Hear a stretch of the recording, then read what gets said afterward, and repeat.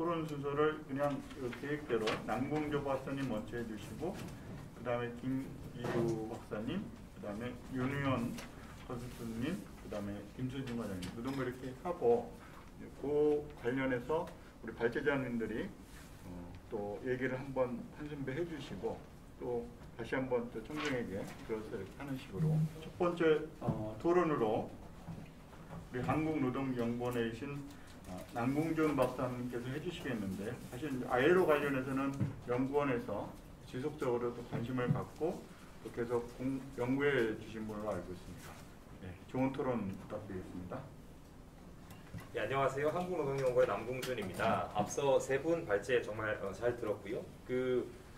저희 이준희 박사님과 신윤수 원장님께서는 이제 법률 가시고 기본적으로 법학을 전공하셨기 때문에 제 귀에는 익숙한, 하지만 여전히 굉장히 호기심을 자극하고 깊이 있는 분석을 해주시고 귀감이 되는 말씀을 해주셔서 굉장히 즐거웠습니다. 그리고 동시에 김성희 수장님은 이제 법학을 전공이 아니시어서 오히려 역사적이고 제도적이고 큰 맥락을 살펴보는 그런 큰 그림을 그려주시는 발표를 해주셔서 사실 잘 익숙하지 않았고 어려웠지만 동시에 굉장히 이렇게 볼 수 있고 뭔가 더 시야가 트이는 느낌을 주는 그런 발제를 해주셔서 많이 배웠습니다.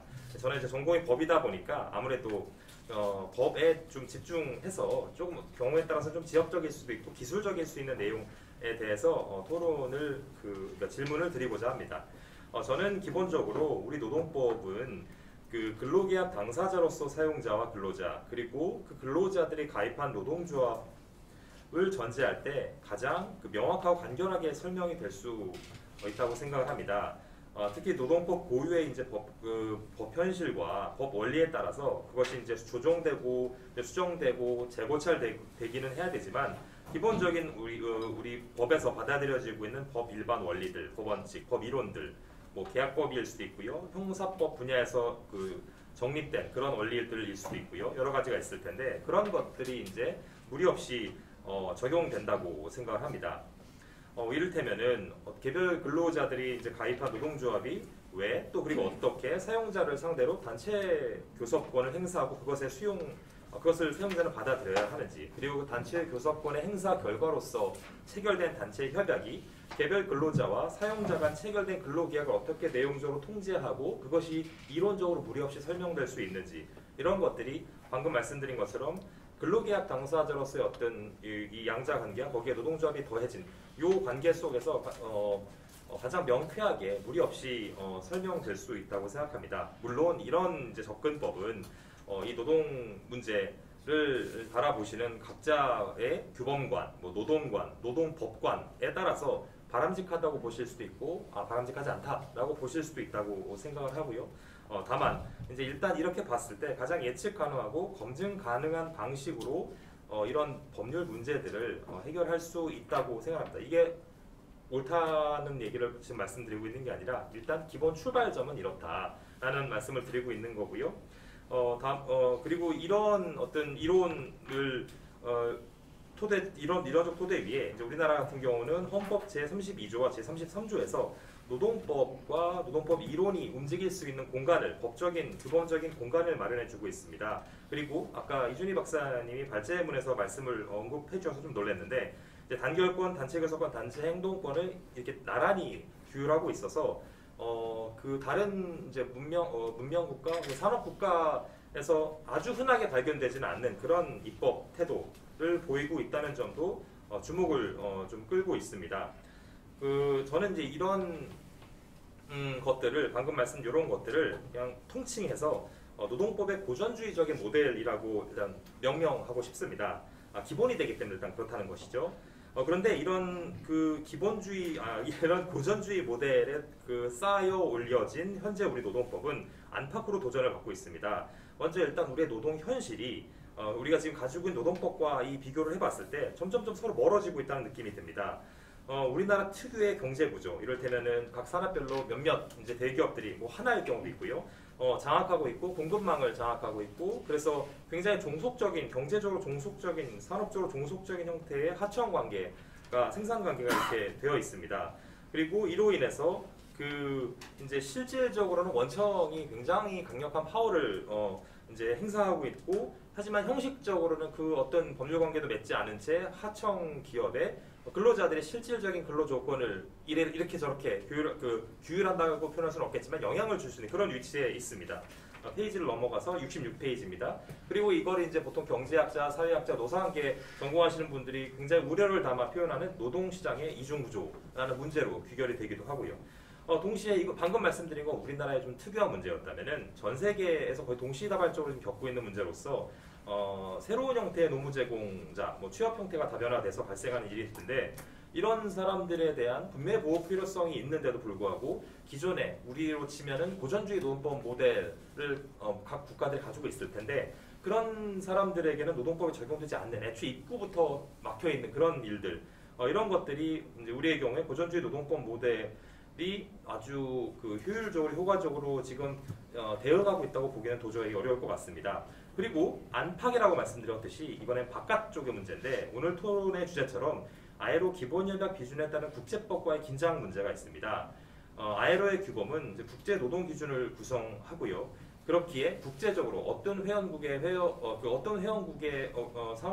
상황을 말고였습니다. 어떤 회원국이냐와 상관없이 보편적으로 반드시 관철되어야 하는 그런 기준을 구성을 합니다.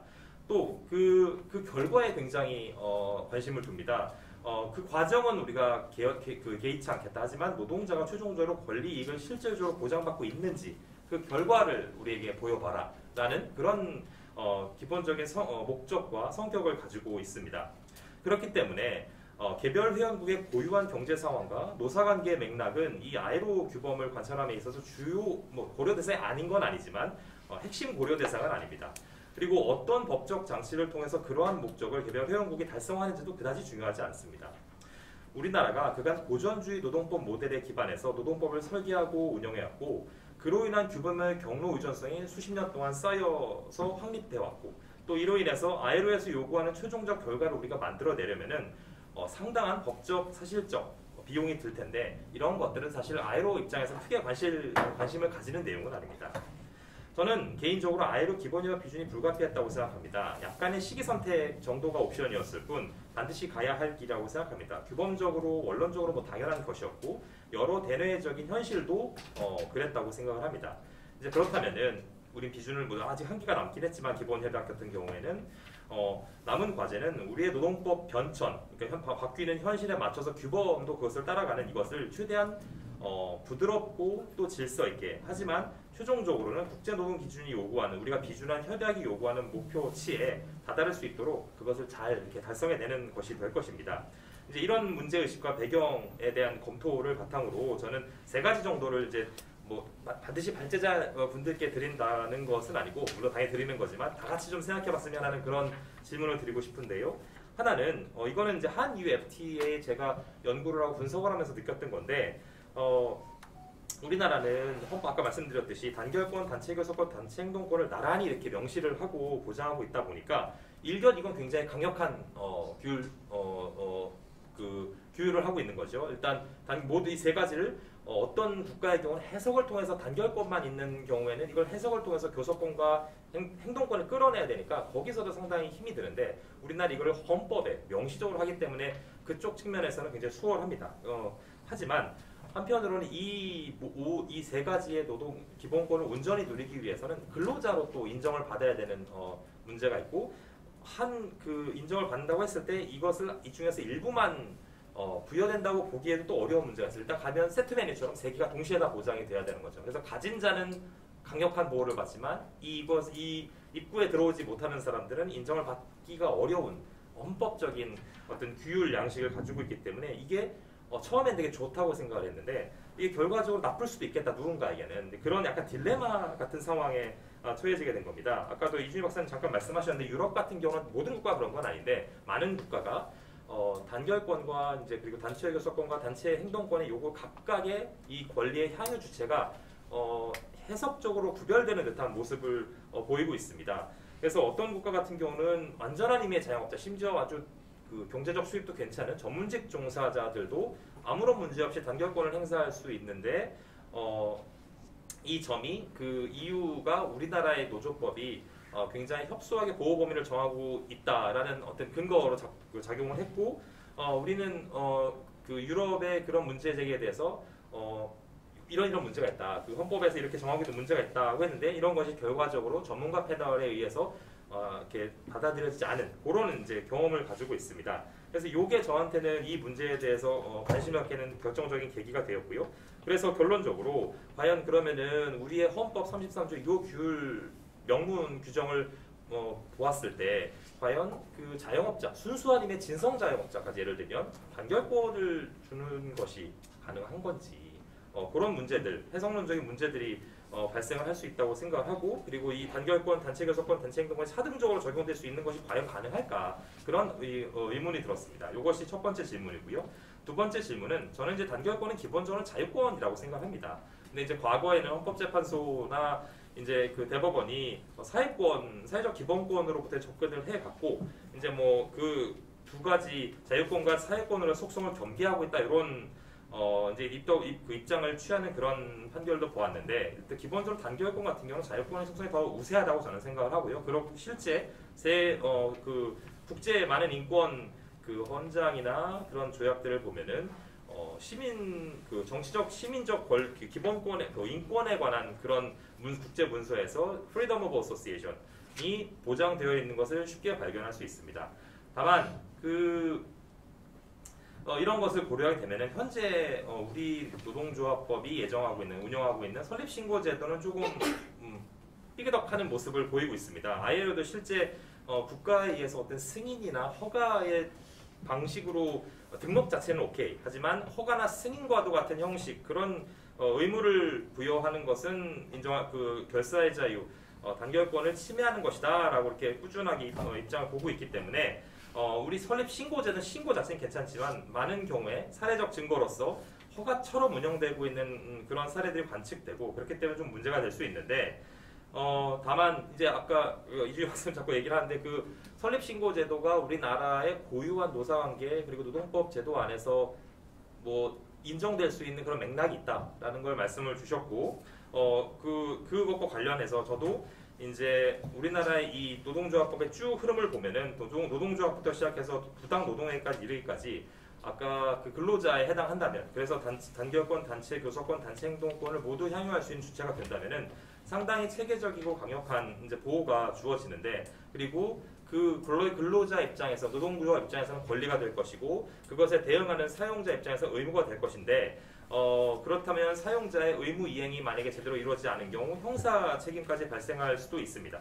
그랬을 때 애초에 사회적 비용이라는 측면 그리고 법적 관계의 좀 안정화라는 측면에서 보면은 사전에 그 노동조합의 선택에 의해서 어떤 정부가 아닌 중립적인 기관에 의해서 그 노동조합임을 인정받을 수 있는 그런 제도가 있다면은 그로 인한 좀 불필요한 비용의 발생을 좀 막을 수 있지 않을까, 줄일 수 있지 않을까 그런 아이디어가 생각이 났고 이 뭐 수많은 분들이 말씀을 하셨던 걸로 알고는 있는데 이런 것에 대해서 어떻게 생각하시는지 우리가 그 기준한 87호, 98호 협약에서 말하는 요구하는 그것을 기준을 충족하면서 그런 불필요한 갈등과 사회적 비용의 낭비를 줄일 수 있는 그런 묘안은 없을지 그런 생각을 해봤습니다. 그리고 마지막으로 이건 좀 국제법적인 측면에서 기술적인 질문입니다.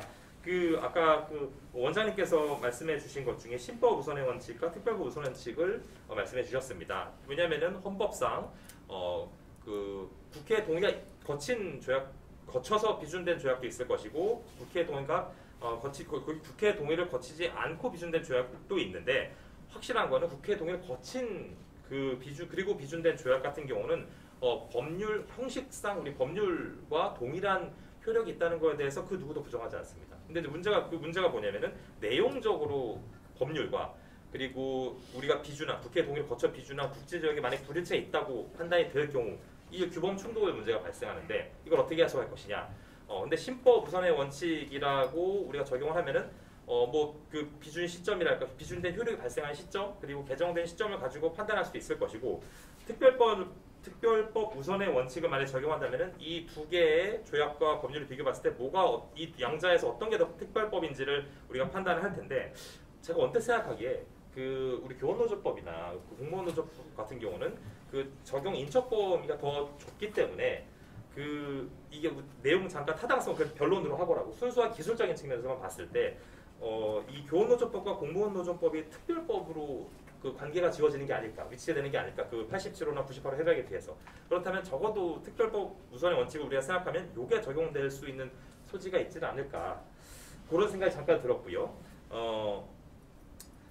다만 이제 제 생각에 더 근데 의미 있는 시나리오는 그런 법률과 법률과의 충돌은 사실 파소하기 쉽지가 않기 때문에 이것이 헌법재판소에서 헌법 그 해석 문제로 넘어갔을 때 쟁점이 우리가 비준을 했기 때문에 헌법 33조의 해석을 그 비준한 국제 조약에 부합하는 방식으로 해석이 될 수가 있고, 그랬을 때 그렇다면 그에 위반될 수 있는 내용을 담고 있는 교원노조법이나 공무원노조법의 해당 규정이 위헌으로 판단되는데 상당한 간접적이긴 하나 상당한 기여를 할 수 있지 않을까, 그런 식으로 이 문제가 좀 규범 충돌 해소가 되는 편이 더 현실적이지 않을까라는 생각을 해보았는데, 이에 대해서 어떻게 생각하시는지 궁금해서 여기 이렇게 적어보았습니다. 네, 이렇게 제 토론을 마치도록 하겠습니다.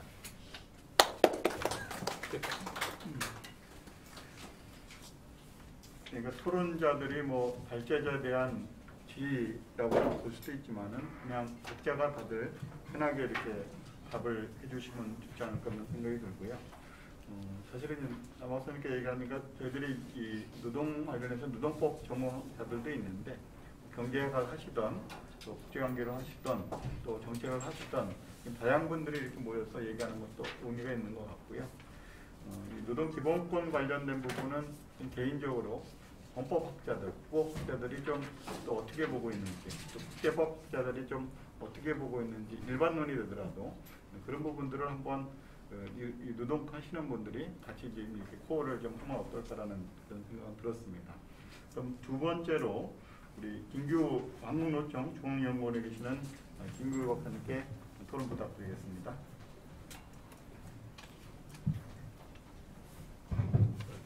예. 좀 전에 소개받은 그 한국노총 중앙연구원에서 일하고 있는 김규. 먼저 이제 한국 아이로협회하고 회장이신 이광택 교수님 잠깐 자리를 뜨신 것 같은데 이런 자리를 만들어 주셔서 감사하다는 말씀 먼저 드립니다. 그런데 이제 토론회를 이렇게 보면서 발제하신 세 분의 의견을 들으면서 어느 정도 문제되는 지점은 다 귀일이 된다, 그런 생각이 들었습니다. 물론 이제 거기에 이해관계에 따라서 어떻게 받아들이느냐, 해석하느냐는 차이가 있는 것 같습니다. 노동계에서 저는 일하고 있지만 저와 반대 이제 개혁계를 대표해서 이 자리에 오신 이준희 팀장님, 이준희 박사님은 대학원에서 같이 동문수학한 1년 후배죠. 1년 후배이기 때문에 1년 더 후배인가요? 근데 뭐 잘 알고 있습니다. 그래서 뭐 기본적인 뭐 생각이라든지 아니면은 그렇지만 조직적인 이해를 대변하는 거는 어차피 본인의 소임이기 때문에 그런 부분이 있지 않나. 그래서 제 생각에는 적어도 김성희 소장님의 이제 시각도 어떻게 재구조화를 해야 된다, 비전을 봐야 된다. 그렇기 때문에 부족하다, 그런 입장이고, 다른 발제자 신 변호사님하고 이준희 박사님 같은 경우에는 조직의 입장도 어느 정도 많이 감안을 하신 발제문이 아닌가, 개인적으로는 그렇게 생각합니다. 그럼에도 불구하고 아까 말씀드린 것처럼 어느 부분이 문제시 되느냐에 대해서는 공통적인 부분이 굉장히 많다. 이 부분은 뭐 괴로운 자리시겠지만 김수진 과장님이 좀 참조를 하셨으면 좋겠다, 그런 생각이 들었습니다. 근데 과연 그러면 어떤 기준을 가지고 가는 게 맞느냐 하는 게 고민이죠. 특히 법학은 기준의 학문이라고 저는 생각하기 때문에 기본적으로 어디를 기준으로 해서 가는 게 맞느냐, 그게 뭐 가장 큰 관건 중에 하나라고 생각합니다. 근데 예전에 2차 대전 때 처칠은 그런 얘기를 했다고 합니다. 우리는 일찍 문명화가 됐다. 언제 우리가 문명화가 됐느냐? 로마의 침공을 받았을 때 우리는 이미 문명화가 된 거다라고 자주 사석에서 얘기를 했다고 합니다. 그렇기 때문에 그럼 문명화가 과연 절대적인 진리냐 거기에 대한 의문은 있습니다만 그때부터 계속 우리는 문명화된 규범, 문명화된 뭔가를 우리의 삶의 기준점으로 살아왔던 게 아닌가 그렇게 살려고 노력했던 게 아닌가 그게 어떤 정답이냐 근본적으로 철학적으로 물어보면 다른 의미가 있을 수가 있습니다만 인간이 계속 살면서 살아온 그 중요한 기준점의 하나는 어떻게 하면 문명화된 기준을 따를 것이냐 하는 게 아니었을까 그런 생각을 해봅니다. 그런 입장에서 이번에 개정 의결되고 시행을 7월 6일 시행을 앞둔 개정법도 볼 필요가 있다 그런 생각이 들고요. 뭐 저도 아까 초두에 제 개인적인 소개를 한 것처럼 한국노총 중앙연구원에서 물론 이제 연구파트에서 일하고 있기 때문에 그렇게 필드에서 일하는 만큼 직접적으로 개정법에 대해서 관여하고 있지 않습니다. 물론 이제 간혹 아이디어를 물어보면 제공은 해줍니다만 뭐 필드에서 일하는 정책본부처럼 그렇게 이 협약 개정 과정에 관여한 적이 없습니다. 그럼에도 불구하고 한국노총이라는 조직에서 일하고 있기 때문에 조직적인 이해관계는 저도 모르게 은연중에 반영됐을 수가 있다 하는 부분은 미리 말씀드립니다. 그럼에도 불구하고 제가 법학이라는 학문을 전공한 사람으로서 이 개정법을 이번 토론회 때문에 자세히 봤습니다. 자세히 봤을 때는 종사근로자라는 표현은 너무 생소하다. 여태까지 우리가 쓰던 그 표현하고는 좀 틀린 게 아닌가 그런 생각이 듭니다. 그런데 이게 과연 이 종사근로자라는 표현을 쓰는 이 기준점이 과연 아이로 협회의 취지를 살리려 한 방향성에 부합되는가라는 의문이 좀 들었습니다. 왜냐하면 종사근로자가 들어간 부분을 보면 어떻게 보면 흘려보낼 수도 있는 부분에 있습니다. 여기 발제자분들이 누누이 얘기한 것처럼 기업별 노동조합의 임원 대의원이 될 수 있고요. 종사근로자 아닌 자는 될 수가 없습니다. 그리고 근로시간 면제한도 산정에서도 종사근로자만 포함되고 아닌 자는 빠지고요. 교섭대표 노조 결정에 있어서도 종사근로자는 들어가고 빠집니다. 쟁행위 찬반 투표에서도 종사근로자는 들어가고 종사근로자 아닌 사람은 빠집니다. 그런데 조합활동의 주요 고비는 사업장에서 현장에서 일하시는 분들 얘기를 들어보면 누가 조합활동을 대표해서 돌아다니느냐 그 사람을 몇 명을 받을 거냐 이게 굉장히 중요합니다. 이게 근로시간 면제의 부분이죠. 그리고 노동조합은 집단적 이해대변을 위한 조직이기 때문에 교섭 없는 노동조합은 사실 그 존재 가치가 크지 않고 별로 큰 존재 가치가 있는 조직이 아닙니다. 만약에 교섭할 수 없는 노동조합이라면 그리고 교섭이 원만하지 않을 때 쟁행위에 들어가거든요. 근데 쟁행위 찬반 투표에서도 종사근로자 아닌 자는 빠지게 되는 것이죠. 그러면 기업별 노조 내에서 종사근로자와 종사근로자 아닌 자는 어떻게 될까요? 요새 말로 계층화 그리고 예전에 저희가 대학 다닐 때 말로는 계급화가 될 수가 있는 여지가 있는 것이죠. 그래서 그런 부분에 대한 문제가 사업장 내에서 자연스럽게 불거질 수도 있지 않을까. 근데 여기서 이제 개정법은 약간의 또 도움을 줍니다. 뭐라고 도움을 주냐면 계속 누누이 발제자들이 지적한 부분입니다. 사용자의 효율적인 사업 운영에 지장을 주지 아니하는 범위에서 그래서 종사근로자 아닌 자는 조합활동을 할 수 있다고 되어 있습니다.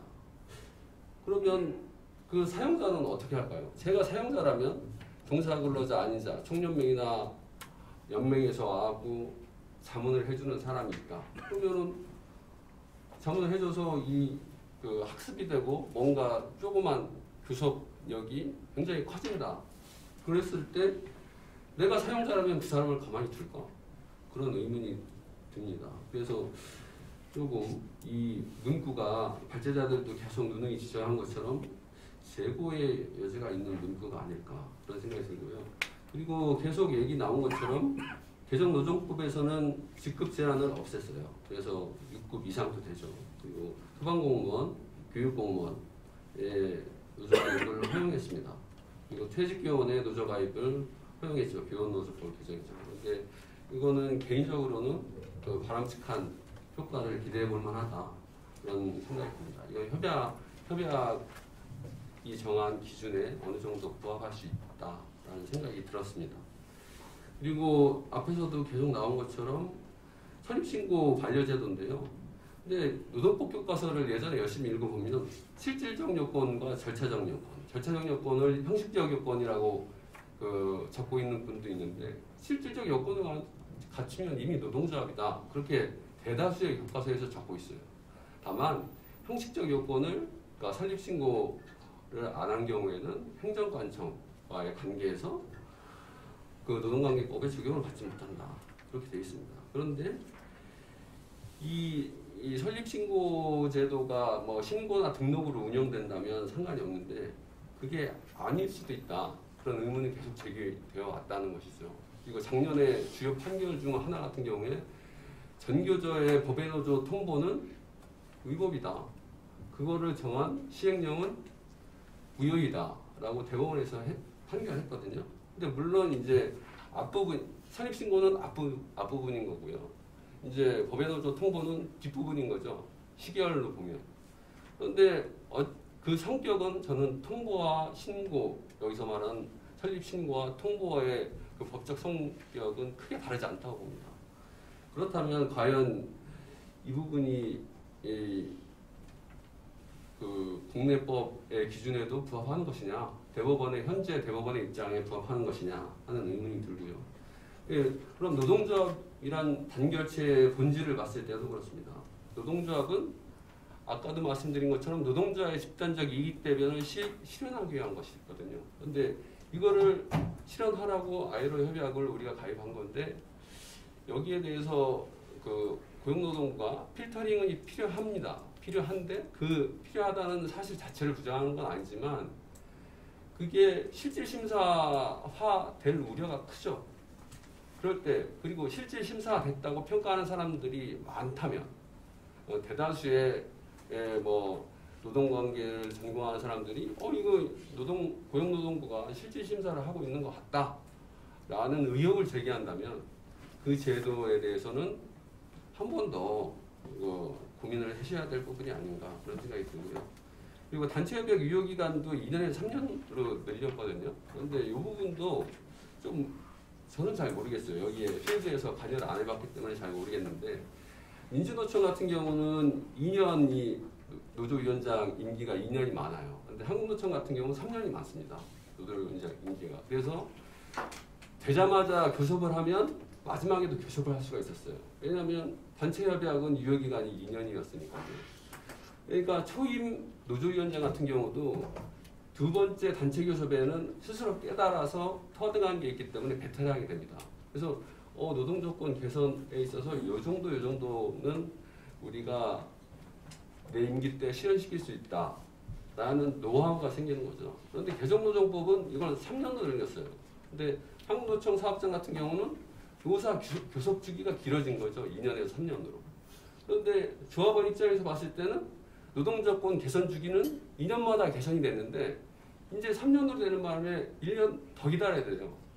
그러니까 이게 그 빠르게 변하고 있는 인수합병도 많이 일어나고 또 사업장 환경이 급변한다고 하잖아요. 디지털화 되면서 이게 소위 4차 산업혁명이라고 네이밍되기도 하는데 그게 뭐 4차 산업혁명인지 아닌지가 이 자리에서 중요한 게 아니기 때문에 지금 디지털 되고 있는 게 그런데 노동조건 개선 주기는 짧아졌다라는 것은 현재의 사회경제 환경 변화와 부합하는 법적 조치일까라는 생각이 들었습니다. 그래서 이런 부분도 요거는 지금 말씀드리려는 건 여담인데요.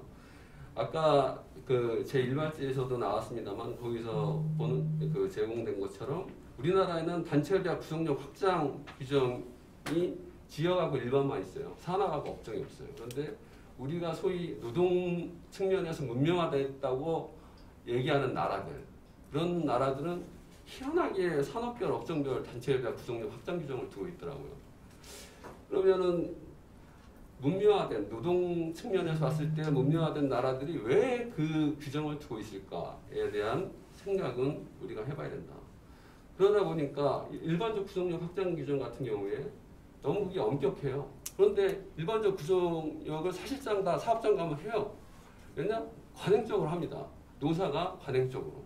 그게 그 일반적 구성력 확장 규정에 딱 부합하는지를 따져서 적용하는 그 단체협약이 확장된 게 아니고 그냥 노사가 아 그래 노동조합이 오케이 있으니 노동조합이 하고 체결한 단체협약의 노동조건을 그대로 다른 조합원이 아닌 사람한테서 하자. 이게 제도가 적용된 게 아니고 노사 관행적으로 되는 거죠. 그런데 이런 부분을 만약에 제도가 있기 때문에 제도를 현실에 가깝게 뜯어고칠 필요도 있지 않나 그런 생각을 한번 해봤기 때문에 여기에 적어봤습니다. 그리고 지금 ILO 그 기본협약을 비준한 국가들이 많잖아요. 근데 이게 이제 비준 초기에는 비준은 받기가 쉬웠다고 그래요. 왜냐하면 그때 ILO의 상황도 지금처럼 그 수준이 높지 않았고, 그리고 비준해야 되는 어떤 기준으로서 비준을 해야 될지를 따질 때도 지금처럼 엄격할 필요가 없었다는 거죠. 그런데 지금은 그 자구도 엄격하게 해석을 하고 그런 부분이 있다고 합니다. 그런데 그만큼 엄격하게 해석해야 될 만큼 우리의 사회경제 수준이 발전을 한 거거든요. 업그레이드가 됐어요. 그럼 업그레이드가 됐기 때문에 엄격히 적용하는 것이고, 그렇다면 지금 해석하는 방식대로 기본협약을 충족시키려고 하는 게 문명화의 길을 걷는 방법이 아닐까. 개인적으로 그렇게 생각합니다. 그래서 인류는 제가 판단할 때는 일관적으로 문명화의 길을 가려고 해왔다고 생각을 해요. 그렇다면 우리나라 노동관계법도 그쪽의 길을 가는 게 맞지 않나. 그리고 그게 디지털화 중인 지금의 경제 사회 환경 속에서도 그대로 적용되는 게 다른 사람들도 일반 대중들도 수긍할 수 있는 방향성이 아닐까 그런 생각을 해봤습니다. 이상입니다. 그 단체 효력 확장 제도 관련해서 얘기했는데, 저도 사실은 이제 이 얘기는 많이 들었는데 오늘 이제 김규 박사님께서 얘기한 걸 보니까 이걸 누군가 좀 자세하게 좀 연구를 해서 왜 선진국은 왜 그거를 그렇게 했을까라는 부분들을 좀 제시를 하면은 그런 것들이 공감이 얻으면은 또 입법화도 가능하지 않을까라는 그런 생각이 듭니다. 그러면 세 번째로 윤희원 아시아 의사관계 컨설턴트 선생님께 부탁을 좀 드리겠습니다. 네, 감사합니다. 네, 이제 아시아 의사관계 컨설턴트라고 여기 국내 활동할 때 그렇게 저를 소개하고 사실은 이제 하는 일이 외국에 나가서 하는 일이었어요. 소속은 그 인더스트리얼 글로벌 유니언이라고 국제 그 산별노동의 그 동남아시아 노조 간부 교육 프로젝트를 하고 있습니다. 근데 국내에는 뭐 사실 제가 대표성이 없어서 조직 이름으로 저를 소개를 하고 아시아 노동관계 컨설턴트라고 그렇게 뭐 제가 장명을 해서 소개를 하고 있다는 말씀을 드리고요. 본문 내용에 제가 이제 들어가기 전에 앞에서 발표했던 그 우리 박사님들하고 실장님들하고 말씀을 조금 이제 들으면서 생각난 것들을 먼저 짚어보고 그 다음에 제가 준비한 원고 들어보도록 하겠습니다. 일단 그 노동법의 목적이 뭐냐 그런 좀 고민을 하게 되는데요. 그 노동을 보호하고 그 노동을 격려하고 고양 지지하기 위한 것이냐, 아니면 노동을 통제하고 억제하고 규제하기 위한 것이냐, 그런 입장 차가 있는 것 같아요. 우리 김성희 박사님이나 우리 신 원장님은 노동법을 이제 노동을 보호하고 노동을 촉진하고 노동을 인간답게 인간이 이제 노동을 할 때 작게 만들기 위한 그런 관점을 갖고 계시다면은 우리 저기 경청에 소신 이준희 박사님은 그런 측면보다는 좀 노동을 레귤레이션이나 컨트롤하는 그런 입장에서 노동법을 보고 계신 게 아닌가. 이거는 뭐 여기만의 문제가 아니라 역사적으로 또 국내적으로 원래 노동법은 노동을 이제 보호하기 위해서 등장했지만 동시에 또 노동을 규제하기 등장했으니까 그런 어떤 패러다임의 좀 충돌이 좀 이어지고 있다는 걸 확인할 수 있고요. 그다음에 이제 노사관계를 어떻게 볼 것이냐. 그럼 이제 노는 쉽지 않습니까, 노동자. 사는 이게 회사냐 사용자냐 이런 좀 고민이 있는 것 같아요. 우리나라는 이제 기업별 노사관계가 횡행하는 이유가 사를 자꾸 회사라고 보는데 이게 이제 일본에서 왔지 않습니까? 로식 관계, 사용자 사자로 해서 이제 노사관계가 되는 거죠. 노동자와 사용자의 관계로 볼 때 조금 더 우리가 이제 노동 문제를 제대로 풀어갈 수 있지 않겠느냐. 그러면 이제 경청은 회사를 대표하는 조직이냐, 사용자를 대표하는 조직이냐. 그러면 이 한국노총은 노동자를 대표하는 조직이잖아요. 노동조합은 그런 어떤 근본적인 그 질문에 대해서 저희가 좀 입장이 좀 다르구나 이런 생각을 합니다. 저는 물론 이제 노사관계에서 사는 사용자고 경청은 회사를 대표하는 게 아니라 그 회사를 지배하고 관리 통제하는 사용자를 대표하는 조직이다 이렇게 생각을 하고요. 그래서 우리가 오늘 주제인이 아이를 협약의 의지를 봐도 그 아까 우리 신 원장님 말씀하신 대로 노동자와 사용자 아니면 노동자 단체와 사용자 단체라는 표현이 있지 그걸 노동자와 뭐 회사 이런 식으로 대립구도를 놓는 거는 거의 볼 수가 없다.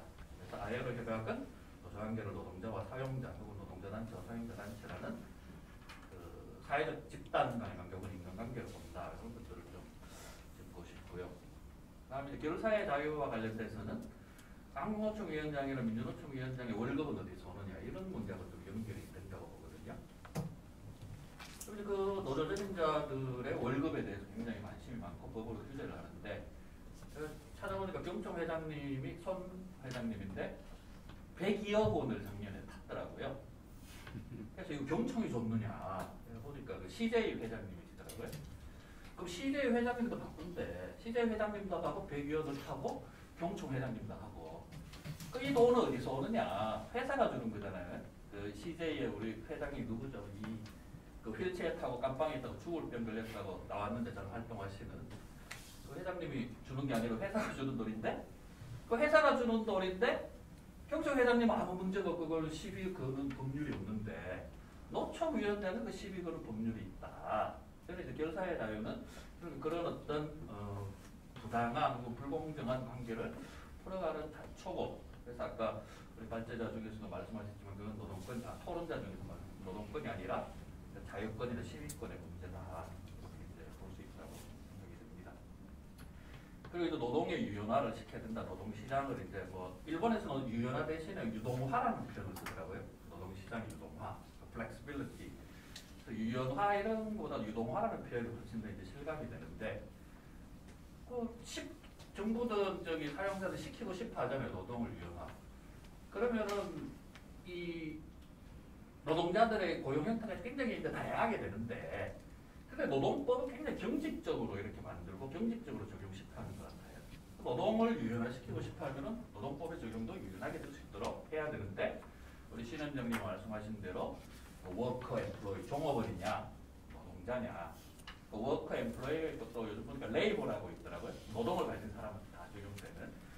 그래서 노동시장 유연화, 노동 유연화를 그렇게 얘기를 하면서도 노동법을 왜 이렇게 뭐죠? 경제적으로 이렇게 하려는 이게 이제 충돌이 되는 것 같다. 그래서 이거는 어떤 이론이나 학술이 있는 게 아니라 자기 우리 김기호 박사님도 말씀하셨지만은 이해관계 충돌 속에서 이걸 좀 바라봐야 되는 게 아니냐 생각이 됩니다. 그리고 우리 이 박사님이 이제 멕시코 사례의 입법을 좀 소개를 하셨는데 제가 한번 찾아봐야겠어요. 이제 이거는 제가 잘 모르는 거라서 진짜 그 이 박사님이 이제 소개하신 이런 식으로 됐는지 좀 사실관계를 제가 좀 확인을 좀 해봐야 될 것 같고 우리가 이 노동조합이 영어로 트레이드 유니언이잖아요. 트레이드는 직업이거든요. 유니언은 동맹이고 그래서 북한에서 이제 직업 동맹이라고 얘기를 하는데 그래서 변호사회나 의사협회도 다 트레이드 유니언입니다. 그런 의미의 결사의 자유고 자기들의 사회 경제적을 증진하기 위해서 뭐 투쟁을 하든 교섭을 하든 권리가 주어지는 건데 변호사협회가 갖고 있는 교류사의 자유와 민주노총이나 한국노총이 갖고 있는 교류사의 자유가 같아야 되거든요. 그리고 우리나라는 일반 국민들한테도 교류사의 자유를 보장하는 헌법조항이 있고 헌법 33조에서 노동자한테 다시 교류사의 자유를 단결권으로 보장하는데 오히려 다른 트레이드들에 비해서 노동자들이 이 교류사의 자유를 못 누리는 이런 역설을 어떻게 봐야 될 것인가. 그런 의미에서 이번에 이제 ILO 기본협약의 비준이라는 것이 굉장히 의미가 크고 이런 그 현실과 제도, 가치와 이 현실의 충돌 관계를 혹은 이 변태적인 이 상관관계를 해소하는데 이제 도움이 되는 것이 되지 않을까. 그래서 우리 사회가 보다 좀 통합적이고 포용적이고 선진적으로 가는데 도움이 되는 그런 좀 비준이 아닐까 이런 의미를 좀 부여하고 싶습니다. 그리고 마지막으로 이제 우리 마지막이 아니고 본문에 들어가기 전에 마지막으로 우리 그 고용노동부 과장님을 보니까 고용노동부잖아요. 고용은 뭐고 노동은 뭔가? 한국의 정부는 고용을 중심으로 뭘 하려고 하는가? 노동을 중심으로 하려고 하느냐? 그리고 볼 때 고용에 좀 포커스 많이 가 있는 것은 고용관계에 들어있는 사람에 대해서 관심이 없는 것 같아요. 정부가. 법제도 그렇고. 그래서 이름에 걸맞게 고용과 노동의 균형을 이뤄야 되는데 그런 어떤 고용과 노동의 균형으로 가기 위한 이 디딤돌을 기본협약 기준이 제공하는 게 아닌가 그런 생각을 해봅니다.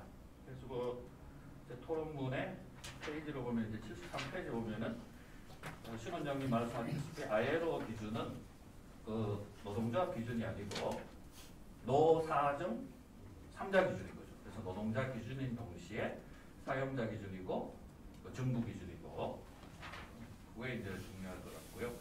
그 ILO가 UN 산하기 때문에 UN 기준이라고 합니다. 그렇기 때문에 뭐 EU도 그렇고 OEC도 그렇고 다 자기들이 노동 문제를 얘기할 때 이 ILO 컨벤션, ILO 협약에 대해서 계속 강조를 하는 것이고요. 74페이지 가면 이제 ILO가 1919년에 공산주의를 억제하고 전쟁을 예방하기 위해서 이제 자본주의 체제를 유지하기 위해서 사실 만들어졌지 않습니까? 그 이후로 190개 협약을 만들어놨어요. 그래서 그 190개 협약은 세 가지 범주로 나누는데, 그 펀더멘탈 컨벤션, 이제 오늘 핵심 협약이라고 번역을 하지만은 혹자는 또 기본 협약으로, 저도 이제 기본 협약으로 번역을 하는 8개가 있고, 그 정부가 노동 행정이나 정책에서 좀 우선적으로 해야 된다라는 Governance Priority Convention이라는 게 있어요. 그건 어떻게 보면 정부가 해야 될 기본 협약인 거죠. 그게 이제 4개가 있고. 그 외에는 이름은 이제 기술 협약, 테크니컬 컨벤션인데 사실은 노동 조건이나 뭐 임금, 노동 시간, 산업 안전 이런 어떤 실제 일의 세계에서 일어나는 본질적인 문제, 실적인 문제들을 규율하는 178개의 기술 협약이 있습니다. 그리고 이것을 문단을 보시면 이제 ILO가 100년이나 됐으니까 그중에 어떤 거 낡은 것도 있고 어떤 거 의미 있는 것도 있으니까 최신, 잠정, 개정이 필요하다, 구식, 폐지, 철회 이런 식으로 나누고 있고 그 중에 이제 최신하고 잠정 그래서 ILO 사이트에 들어가면은 좀 중요하다고 25가지 주제로 나누은 그 협약이 요 표 1에 소개되는 74개 정도 됩니다. 그래서 이 주제가 이제 ILO가 볼 때 노사정 관계에서 핵심 문제라고 보는 것이고 그 주제와 관련돼서 연결되는 협약들을 ILO가 이렇게 이제 뽑아놨고 그걸 제가 이제 표로 만들어서 그리고 3개 범주 중에 어디에 속하느냐 그리고 지위는 최신이냐 아니면 폐지냐 구식이냐 그리고 한국 이걸 비준한 나라는 몇 나라냐 그리고 한국 정부는 비준을 했느냐 안 했느냐 비준을 했으면 언제 했느냐 이걸 이 표에서 이제 정리를 해놨습니다.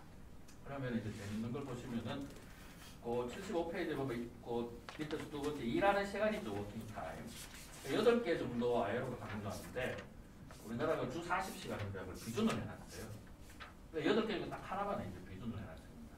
왜 우리나라에서 이제 이 근무 시간 노동시간 문제가 이렇게 퇴행적으로 논의가 되고 있느냐 하는 걸 보여주는 하나의 국제적인 지표라고 보고요.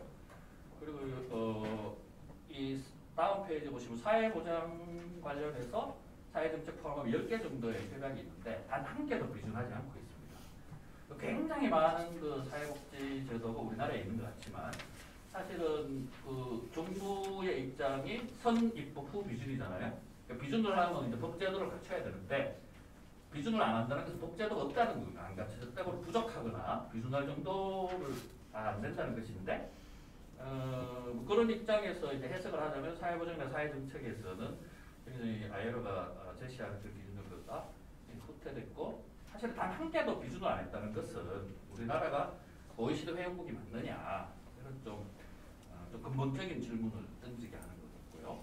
그럼 이주 노동자라든지 선원, 어민, 항만 노동자 요즘 뭐 항만에서 청년이 죽었지 않습니까? 그리고 그 뭐 요즘 코로나인데 간호인 협약 그리고 그 농업 노동자들, 이주 노동자들 이런 협약들을 하나도 비준하지 않고 있어요. 그런 의미에서 우리나라의 노동 관련 법 제도가 그 ILO 협약을 중심으로 한 국제 기준으로 볼 때 굉장히 부족한 게 아닌가 하는 것을 옆에서 좀 확인할 수가 있습니다.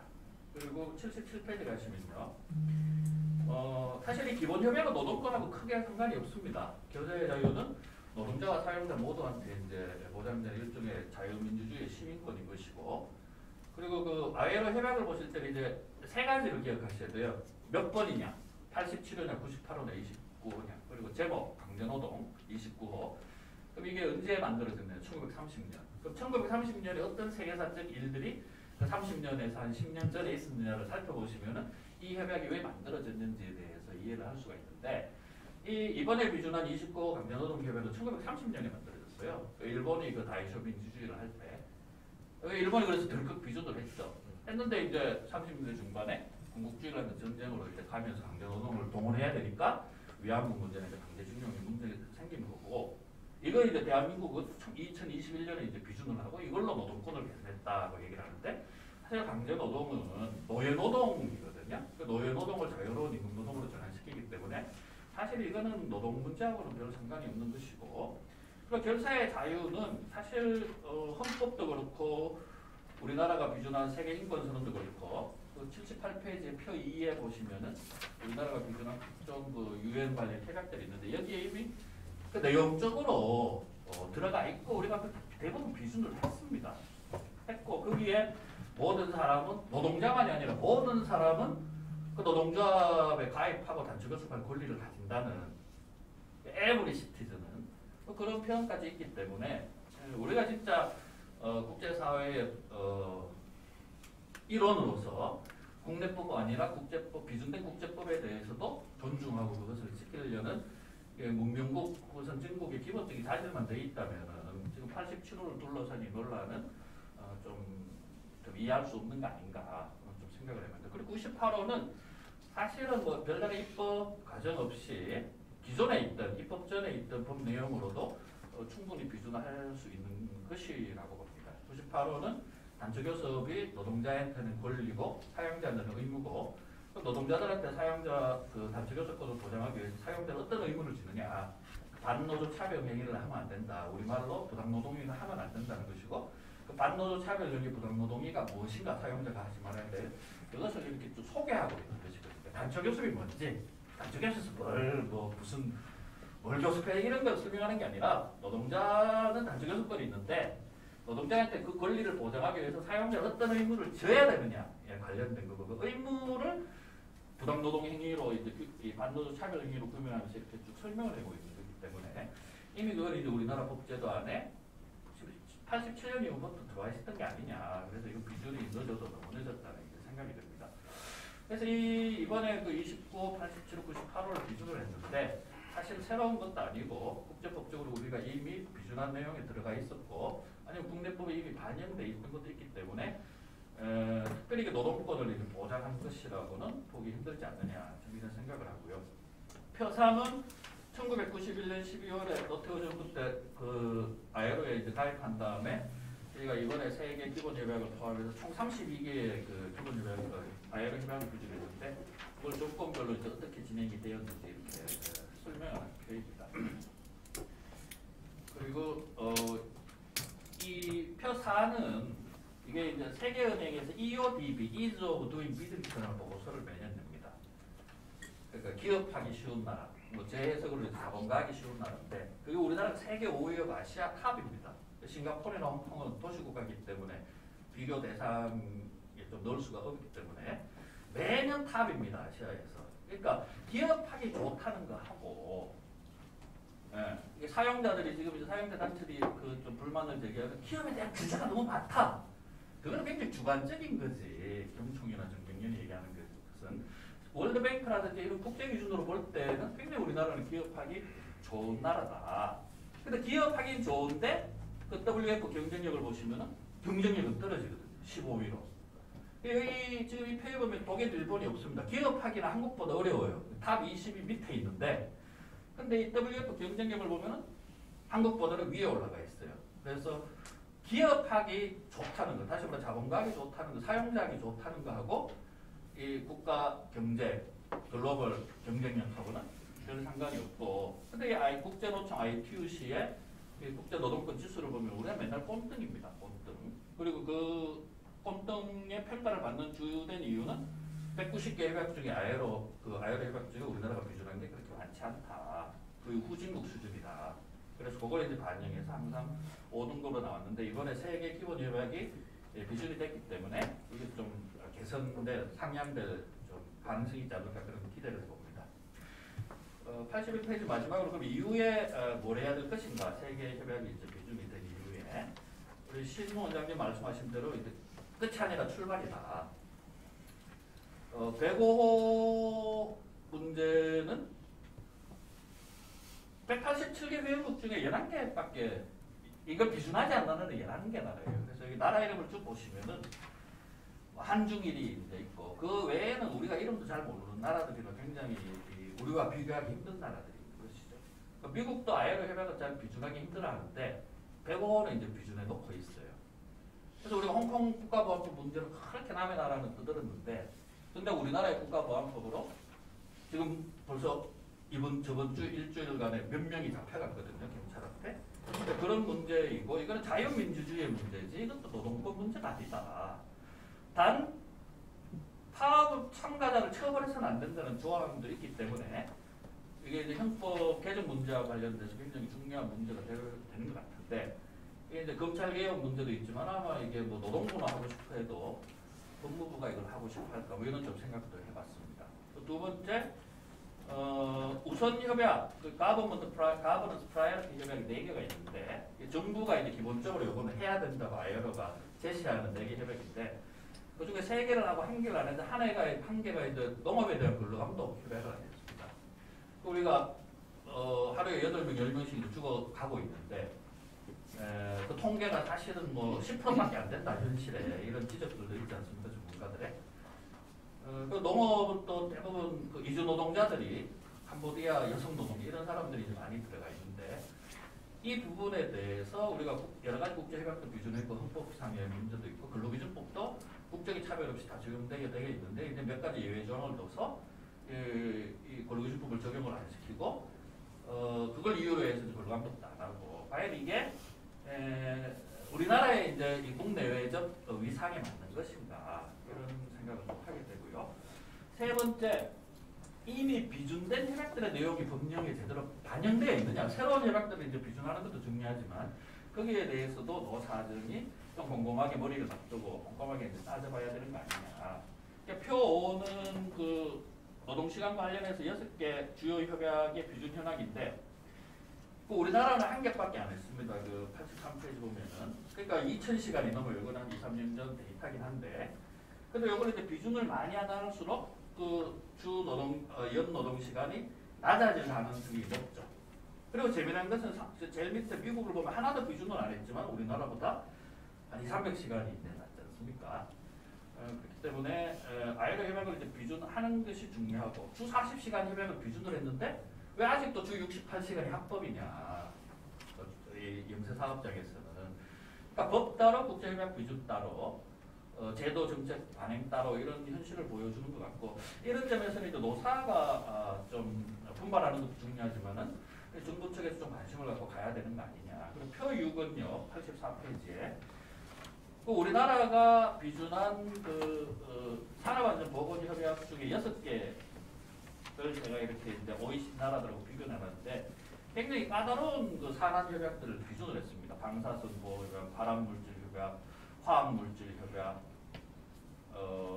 그래서 6개를 비준한 나라가 OECD 나라들에 보면 몇 개 안 돼요. 굵은 표시를 하는 스웨덴이라든지 노르웨이라든지. 이런 나라들의 이제 10만 명당 사망률을 보면 한두 명인데 우리나라는 6개를 다 비준했음에도 불구하고 10명이나 돼요. OECD 넘버1이거든요. 근데 제일 밑에 또 미국을 보면 하나도 비준을 안 했는데 5명밖에 안 되는. 그럼 이제 비준을 해도 현실과 전혀 상관이 없다. 그러니까 비준을 해도 선입법이라 그랬는데 그러면 이제 법이 다 완료가 됐다는 건데 그래서 비준을 했다는 건데 이 법이 그러면 유명무실하다. 아니면 법이 현장에서 인포스먼트 집행이 안 되고 있다. 이런 부분들에 대해서 사실 노사정이 머리를 맞대고 이미 비준된 협약들이 법 제도가 어떻게 돼 있으며 이게 왜 현상에서는 제대로 이 반영이 안 되는가, 실현이 안 되는가 이런 문제들에 대해서 사실은 사회적 대화가 좀 있어야 된다고 보고요. 그리고 아이로 협약 190개를 아까 소개해드린 대로 범주별로 3개로 나누면 178개가 기술 협약입니다. 그리고 우리나라가 190개 협약 중에 지금 32개밖에 비준이 안 돼 있는데 이건 이제 아까 말씀드린 대로 경제적으로 후진국인 수준인 것이고 그 주된 이유는 이 178개 기술 협약에 대한 비준이 굉장히 안 되고 있기 때문이거든요. 그리고 OECD 나라들이 뭐 70개, 80개, 많이 한 나라는 120개씩 이렇게 아이로 협약을 비준한 수가 많아지는 것은 178개 기술 협약을 비준을 많이 했기 때문이에요. 그러면 우리나라가 물론 이제 105를 안 했기 때문에 8개 중에 7개밖에 안 됐고 전부도 뭐 4개 중에 3개밖에 안 했지만은 그럼 이제 그거를 또 하는 것도 중요하지만은 동시에 이 178개 기술 협약들 중에 우리나라한테 지금 시급한 문제, 항만 노동자 문제라든지 농업 노동자 문제라든지 그리고 뭐 건설 안전 협약 같은 것들이 있거든요. 이런 문제들에 빨리 노사적인 머리를 맞대고 이것이 우리나라 법제도적으로 제대로 협약에 맞게 돼 있다면 빨리 비준을 하고 안 돼 있다면은 그 협약의 내용을 참고를 해서 ILO의 테크니컬 어시스턴트 기술 지원을 받아가지고 또 우리나라의 법제도를 좀 개선해 가야 되는 거 아니냐. 그래서 저는 사실 이 8개 펀더멘탈 컨벤션이 핵심 협약이 아니고 이제 상황이 변했다. 옛날에는 그 펀더멘탈 컨벤션이 핵심 협약이라고 그랬지만은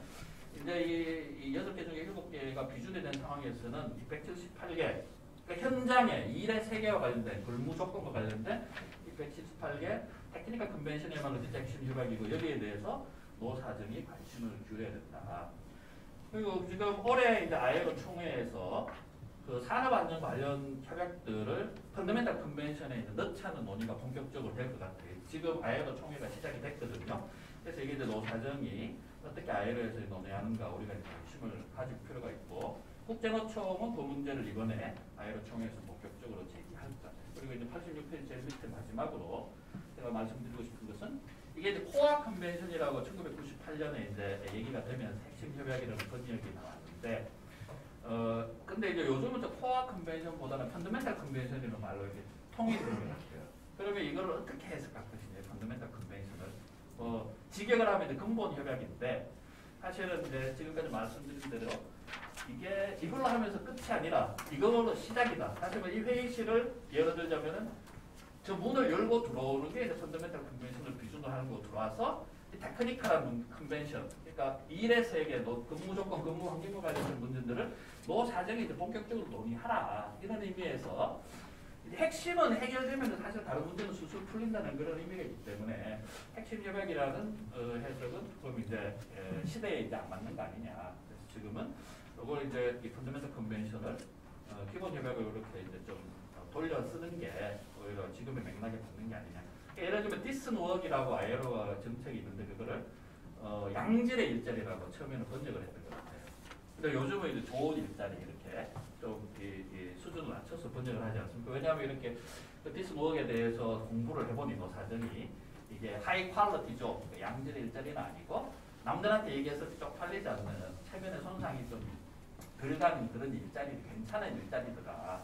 그런 내용적인 이제 정리가 됐기 때문에 옛날에는 양질의 일자리라 하다가 공식적으로 요즘은 이제 좋은 일자리로 쓰는 것 같은데 그런 뭐 핵심 협약이라고 이미 이제 붙여져 있는 것 같지만 상황도 변하고 맥락도 변했으니 이제 이 펀더멘탈 컨벤션을 기본 협약으로 이렇게 노사정이 통일해서 쓰는 게 어떨까 그런 제안을 드려봅니다. 감사합니다.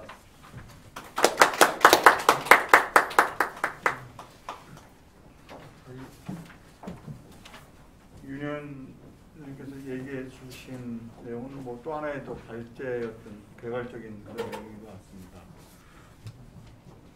우선 시간이 조금 얼마 남지 않았는데 그럼에도 불구하고 또 김주희 과장님 이렇게 모시기 좀 어렵기 때문에 그냥 충분히 얘기해 주십시오. 예, 토론 부탁드리겠습니다.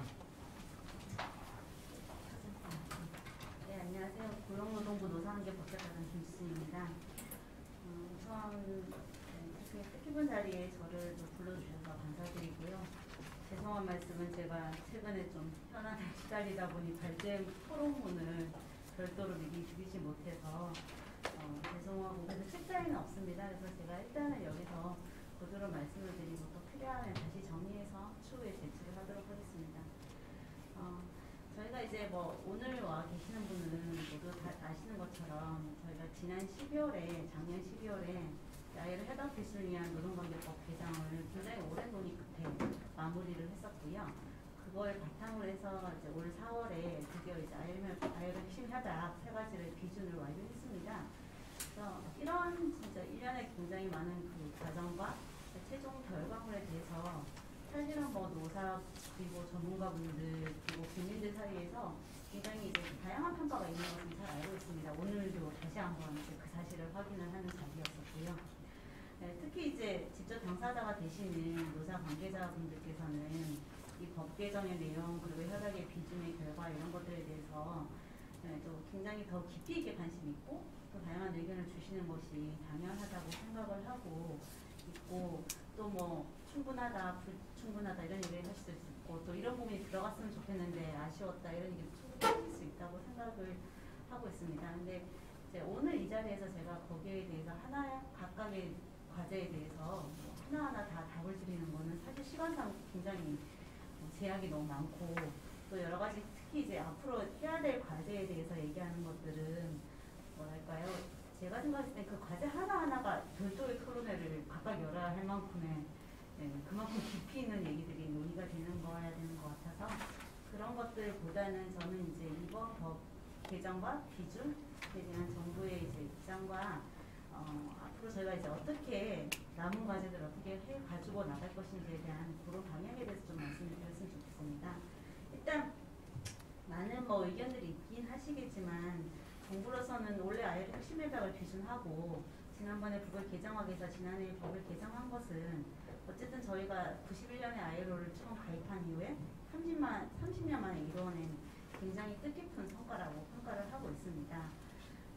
그러니까 저희가 뭐 사실 제가 이제 노동부에 처음 들어왔을 때 놀랐던 것도 보면 노동조합법이 저희가 53년에 법을 만들었더라고요. 노동쟁의조정법이랑 그 형법, 민법 이런 것보다 훨씬 먼저 만들어져 있던데, 저희가 이 노동조합법이라는 법을 제정을 한 다음에 그 노동법의 역사를 들여다보면 어쨌든 그게 늦었다고 판단하실 수도 있고 하긴 하시겠지만 굉장히 꾸준히 그 노사의 자율성을 계속 확대해 나가는 그런 개정을 해왔었고, 이 노사관계 노동법제에서 되게 보편적인 국제적 수준의 규범성을 확대해 나가는 그 단계말로 개정이 있어 왔습니다. 그래서 그런 개정에 계속 발전이 있어 왔던 흐름 속에서 이번에 협약 비준도 그런 하나의 또 다른 발전을 이루어 나간 계기가 되지 않았나 생각을 하고 있고요. 물론 여기에 더 많은 걸 담았으면 좋겠다, 아니면 좀 더 이상형적인 모습들을 가고 싶겠다고 생각할 수 있지만, 저는 기본적으로 법 개정이 한꺼번에 모든 걸 다 담을 수 있다라고는 약간 현실주의자적인 생각일 수도 있는데 쉽지는 않다고 생각합니다. 그렇게 가는 것이 또 과연 이 현장에 바로 그것이 제대로 다 많은 것들을 담았을 때 그게 현장을 때로는 외면하고 가는 것이 아닌가, 그게 오히려 현장에 혼란을 가져올 수 있지 않을까 생각을 하였습니다. 그래서 어느 정도 계속 발전을 나가는 과정 안에 있는 것이 굉장히 의미 있다고 생각을 하고, 이번 법 개정이나 이번의 기준은 그런 발전의 과정에서는 굉장히 의미가 있다고 평가를 하고 있습니다. 그리고 사실 뭐 이런 평가가 제가 생각하기로는 한국 정부 혼자만의 자화자찬이라고 생각하지는 않고요. 이번에 저희가 비준서 할 때 그때 이제 뭐 ILO 사무총장께서도 굉장히 이번에 협약 비준 그리고 법 개정이 한국 정부뿐만 아니라 한국 노사가 굉장히 오랫동안 지속적으로 협력을 해와서 이룬 큰 성과라는 평가를 하신 걸로 알고 있습니다. 그리고 제가 또 되게 놀랐던 건 최근에 한 EU FTA 그 후속 그 안에 지속가능 발전 발전위원회라고 저희 이제 노동장을 논의하는 실무적 회의가 벨기에에서 있었거든요. 제가 잘 아시지만 한일 FTA 패널 심리가 지난번에 법 개정과 동시에 되게 돌아가서 많이 좀 이제 과정에서 많은 여러 가지 이야기들이 있었는데 그 이후에 패널 심리 결과가 나온 다음에 첫 번째 회의라서 정부로서 되게 신경을 썼었는데 막상 갔을 때 이후 측에서는 저희 이번에 변화 비준하고 법 개정한 거를 굉장히 높이 평가를 하더라고요. 그래서 현장에서 막상 노동장에 대한 분위기는 굉장히 또 그렇게 나쁘지 않았습니다. 그래서 이런 평가가 있었다는 말씀을 다시 좀 드리고 싶고 다만 그렇습니다. 근데 그렇다고 해서 이제 여러분이 말씀하셨지만 비준이 끝은 아니지 않냐, 시작이냐 이런 말씀 해주시는데 정부도 그 점에 대해서는 동의를 하고 있고요. 당연히 비준은 이제 중요한 성과긴 하지만 여기서 모든 게 끝났다라고는 전혀 보지 않습니다. 아직도 크게 한 두 가지 방향으로 나가야 될 방향이 있다고 생각을 하는데 첫 번째로는 일단 아직도 노사관계 법제도 개선이 되면서 더 이상 할 것이 없냐? 끝이 났냐? 이렇게 생각은 정부도 하고 있지 않습니다. 그래서 앞으로도 제도 개선에 대해서는 계속 논의에 대해 과제가 충분히 많다고 보고 있고요.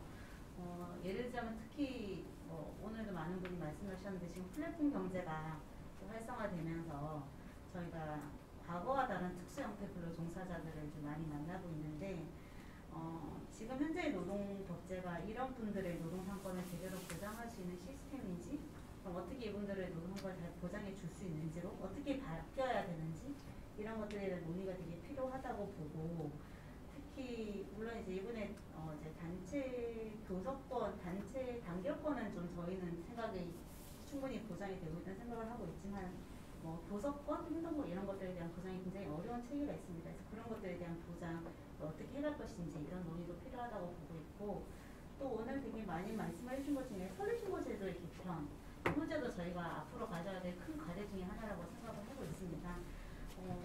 남군주 박사님 말씀해 주시고 하셨는데 이제 저희가 약간 단결권은 좀 자율적인 기본권이라고 저희도 생각을 하고요. 단체 행동권과 단체 교섭권과는 조금 더 사회적 기본권에 가깝지 않냐. 그렇다면 단결권은 더욱더 적극 보장을 해줘야 되는 제도 개선으로 나아가고 다만 저희가 세 개가 세트로 한국의 헌법에 묶어놓다 보니까 생기는 이런 문제들이 법 체계적으로 어떻게 해결되어야 되냐 이런 생각을 저희 요즘 여유를 좀 가지고 생각을 하고 있습니다. 그래서 이런 부분에 대한 부분도 좀 이제 앞으로의 제도 개선 과제라고 생각을 하고 있습니다. 근데 다 아시겠지만 이런 과제들은 저희 이번에 노동법 개정한 거랑 좀 차원이 다른 되게 근본적인 제도 개선의 과제들이거든요. 그래서 하루아침에 결론을 내릴 수는 없다고 생각을 하고 더욱더 이제 노사와 정부 그리고 전문가들이 진짜 허심탄회하게 붙어가지고 논의하고 대화를 하고 연구를 해서 이 방향들에 대해서 제도 개선 방향에 대해서 얘기를 마무리를 해가는 게 필요하지 않냐 생각을 합니다. 두 번째로는 또 다른 방향으로는 그럼 이제 먼저 그런 과제들을 놔두고 그것들도 계속 해나갈 과제고요.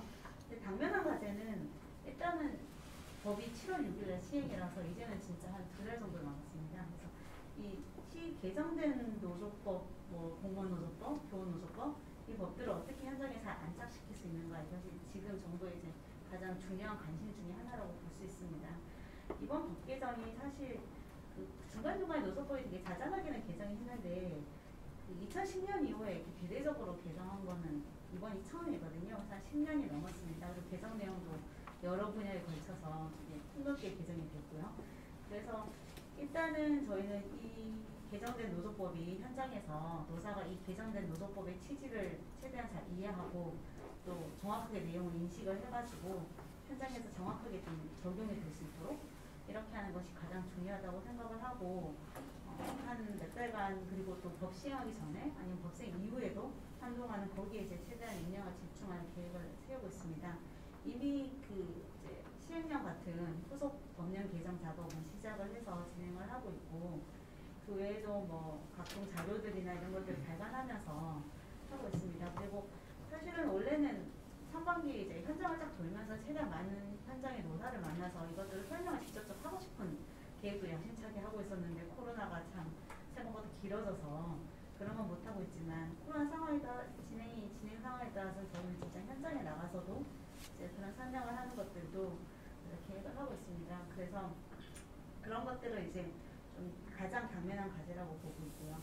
또 저는 이 자리에서는 이제 그런 세부적인 과제들보다 부탁을 좀 드리고 싶은 게 일단 정부도 이런 노력을 계속 해 나가겠지만 노사 관계자분들도 그리고 전문가분들도 가급적 이제 본인들이 계시는 영역에서 이 개정노동법이 어쨌든 원활하게 잘 안착될 수 있도록 좀 많은 협력을 좀 해주시게 노력을 해주시고 협조를 해주셨으면 부탁을 드리고요.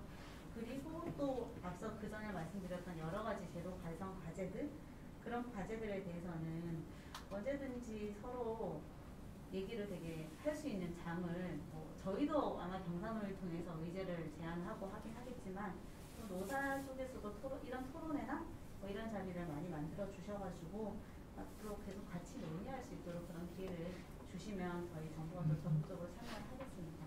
네, 이상으로 토론을 마치겠습니다. 감사합니다.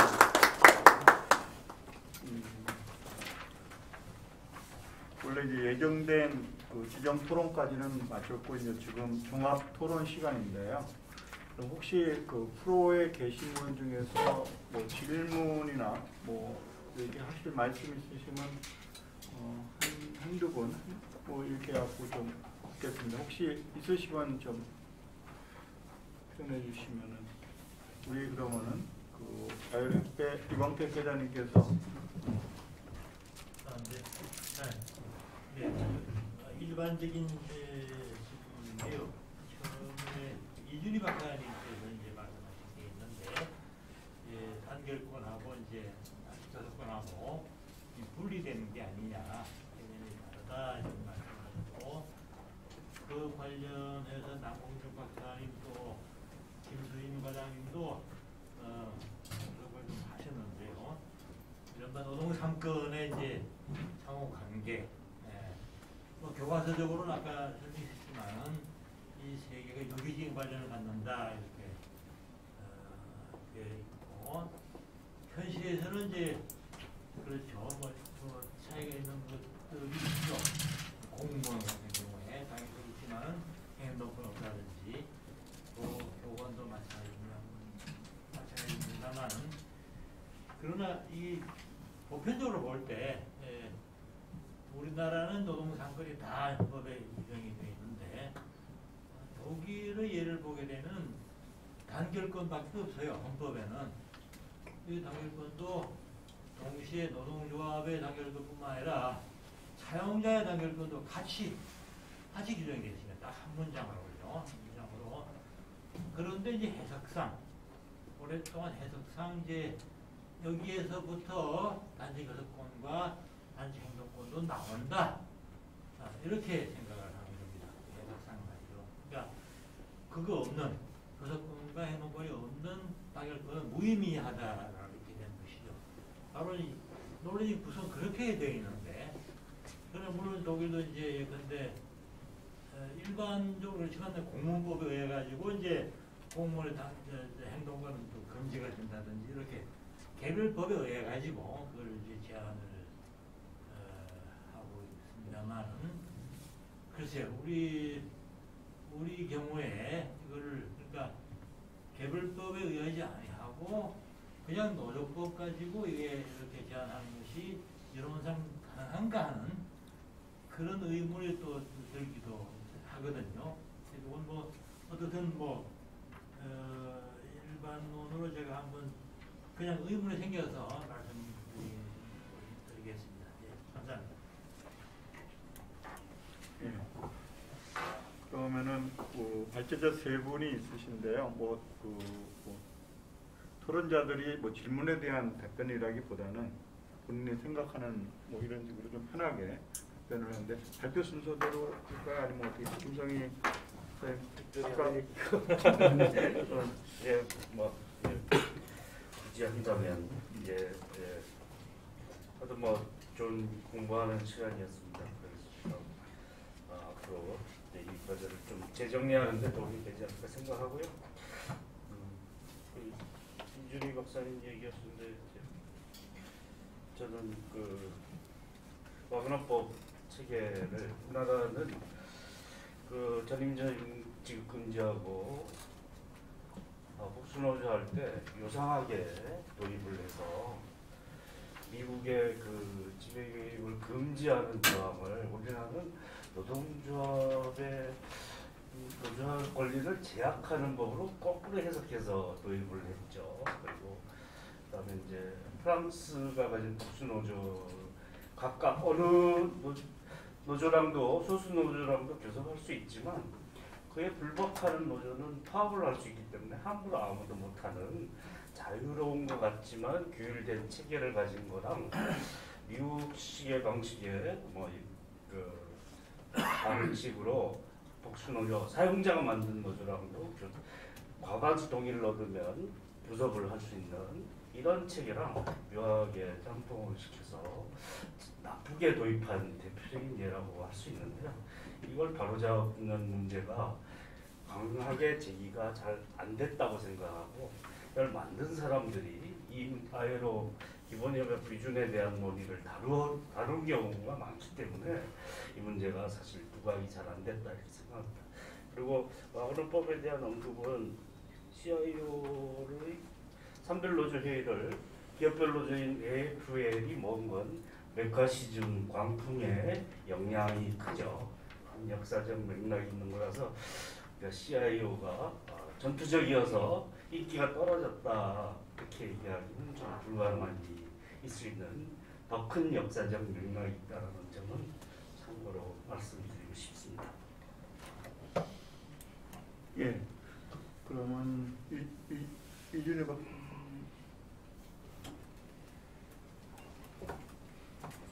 네, 주신 말씀들 다 잘 들었고요.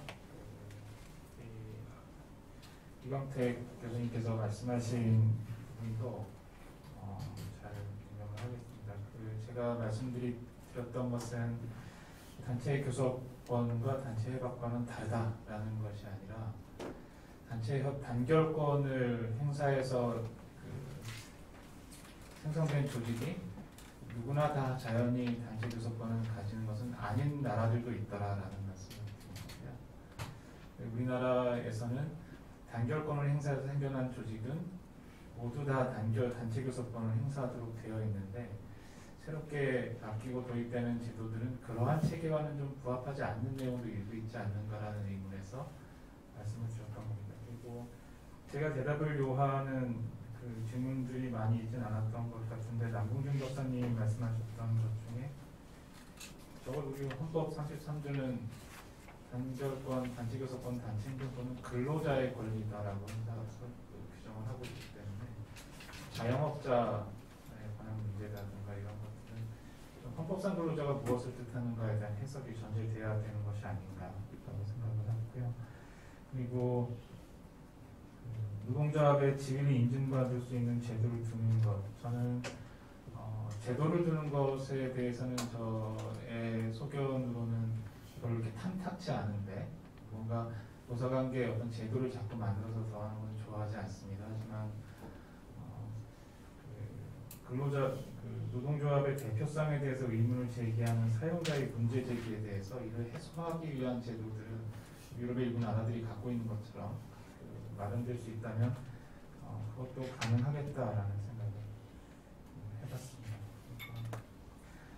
ILO 협약이 과연 어떤 의미를 갖겠느냐, 이게 신법 우선이냐, 뭐 이런 이야기들이 몇 번 나왔었는데 ILO 핵심협약 문구들을 쭉 읽어보면 대부분의 문구들은 굉장히 추상적이고 포괄적인 문구로 되어 있습니다. 근데 우리가 소송 과정에서 또는 현실에서 부딪히는 문제는 굉장히 세부적이고 구체적인 문제들이 드러나고 있는데, 물론 ILO 핵심협약이 기준됐고 효력이 발생된다면 국내법과 똑같은 효력을 갖는 것은 맞습니다. 그렇지만 ILO 핵심협약에 써있는 그 핵심적인 포괄적인 문구들이 구체적인 사건 해결과 관련해서 어떤 식으로 적용될 수 있을지는 의문입니다. 그래서 문구 그대로 우리 노조법 규정과 같이 충돌일으키면서 적용되는 상황은 좀 상상하기 어렵지 않나 생각을 하고, 그런 차원에서 남궁준 박사님 말씀하신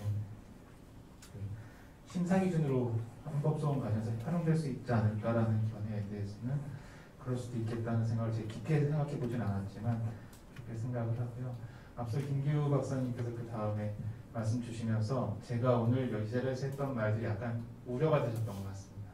저 후배가 왜 저렇게 세게 말하나 이런 거가 있어서 제가 원래 저런 애는 아니다라는 말씀을 해주신 것 같은데 그 조직의 입장을 반영해서 말을 하도록 이 자리에 제가 부름을 받았고 온전히 저희 개인적인 소견만을 말씀드릴 수 있는 자리는 아니었다고 생각을 합니다. 그런 점에서 김기우 박사님께서 변명을 해주신 부분 굉장히 감사히 받겠습니다. 그렇군요. 그럼 우리 신혜수 변호사님. 예, 마지막 오늘 좋은 말씀들 잘 들었습니다. 네, 저도 미리 말씀드리지만 저는 이제 조직의 입장을 대변하러 온 건 아니고요. 저는 민주노총 중에서 굉장히 온건파 저보다 10배 강하다는 거 말씀 올렸고요. 저는 뭐 입장이 다르고 그 생각이 다르더라도 전 대화하고 이해하고 동의하지 못하는 부분이 있다고 하더라도 수용하고 협력해야 된다고 생각을 합니다. 그래서 오늘 그 의미가 있다고 생각하고요. 제가 요즘에 좀 고민하는 아이를 키워가 기준과도 관련된 부분, 제 개인적인 고민한 건 두 가지 한번 좀 여러분들께 선배님들께 같이 말씀을 드리고자 합니다. 첫 번째는 우리 노동법, 노동상법은 누구에게 적용되나라는 고민이 사실 요즘에 제일 있습니다. 여기 한국노총도 그렇고 민주노총도 그렇고 사실 대기업, 정규직, 공공부문 중심이거든요. 그러면 노동법이나 노동상법은 대기업, 정규직, 노동상권한테 적용되는데 사실 이분들은 노동법 적용 안 돼도 되거든요. 노동조합도 있고 힘도 세고 원래 대우도 좋고 그러면 정작 노동법이 적용돼야 될 중소영세기업이나 특수고용이나 간접고용 같은 비정규직은 적용이 안 되는 거죠. 적용돼야 될 곳은 적용이 안 되고 적용 하나마나 한 곳은 적용되는 거. 저는 이 간극을 우리가 어떻게 해결할 거냐. 저는 여기에 노사 모두 또 정부도 좀 초점을 맞춰서 이 부분에 대해서 좀 같이 고민해봤으면 좋겠다. 이게 립서비스가 아니라 정말로 노동법이 필요한 사각지대에 어떻게 노동법을 적용할 수 있을까. 이번 아이력 심혈학 기준이 또 하나의 계기가 될 수 있을까. 그런 고민을 한번 좀 같이 해봤으면 좋겠다는 말씀 하나 드리고요. 두 번째, 제가 작년 코로나19를 겪으면서 좀 인상 깊었던 게 그 고용노동부에서 했던 것 중에 좀 감사하고 제가 평가하는 게 그 프리랜서 특고 고용유지 지원금이라고 해야 되나요? 그걸 주신 적이 있어요.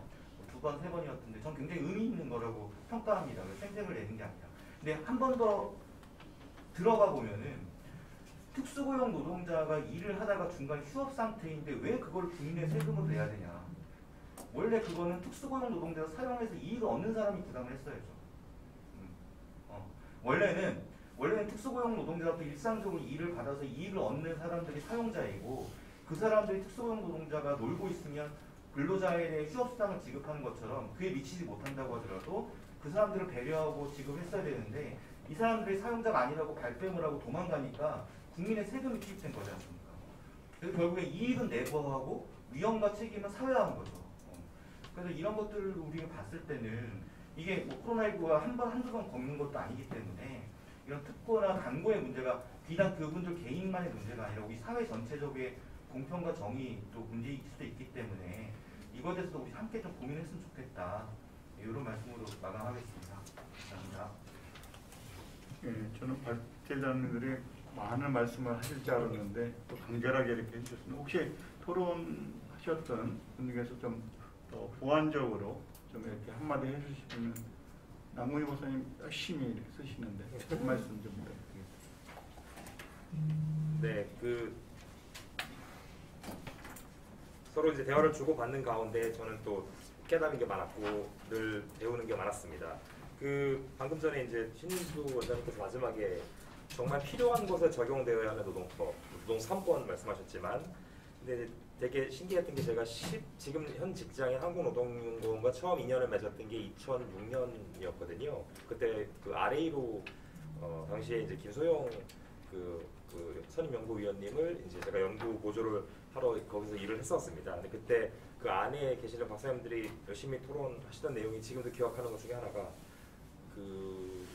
상대적으로 보호가 더 절실한 사람들한테는 노동법이 좀 뜨뜻미지가 잘 적용이 안 되고 상대적으로 물론 근로자이기 때문에 당연히 노동법의 보호를 받고 그 권리를 향유해야 되는 건 맞는데 그분들은 정말 영민하고 똑똑하게 잘 그 노동법상 그 어떤 주어지는 것들을 다 잘 찾아서 본인들의 이익과 권리를 지키는데 아주 능하시고 그래서 뭔가 이 딜레마를 어떻게 해결하면 좋을지 모르겠다라고 사실 그게 지금 15년 전에 제가 들었던 얘기인데 여전히 오늘도 똑같은 얘기가 반복되는 것 같아서 굉장히 인상 좋은 건 아닌데 좀 이렇게 되게 어렵구나 이 문제를 해결한다는 것이 그런 생각이 들었습니다.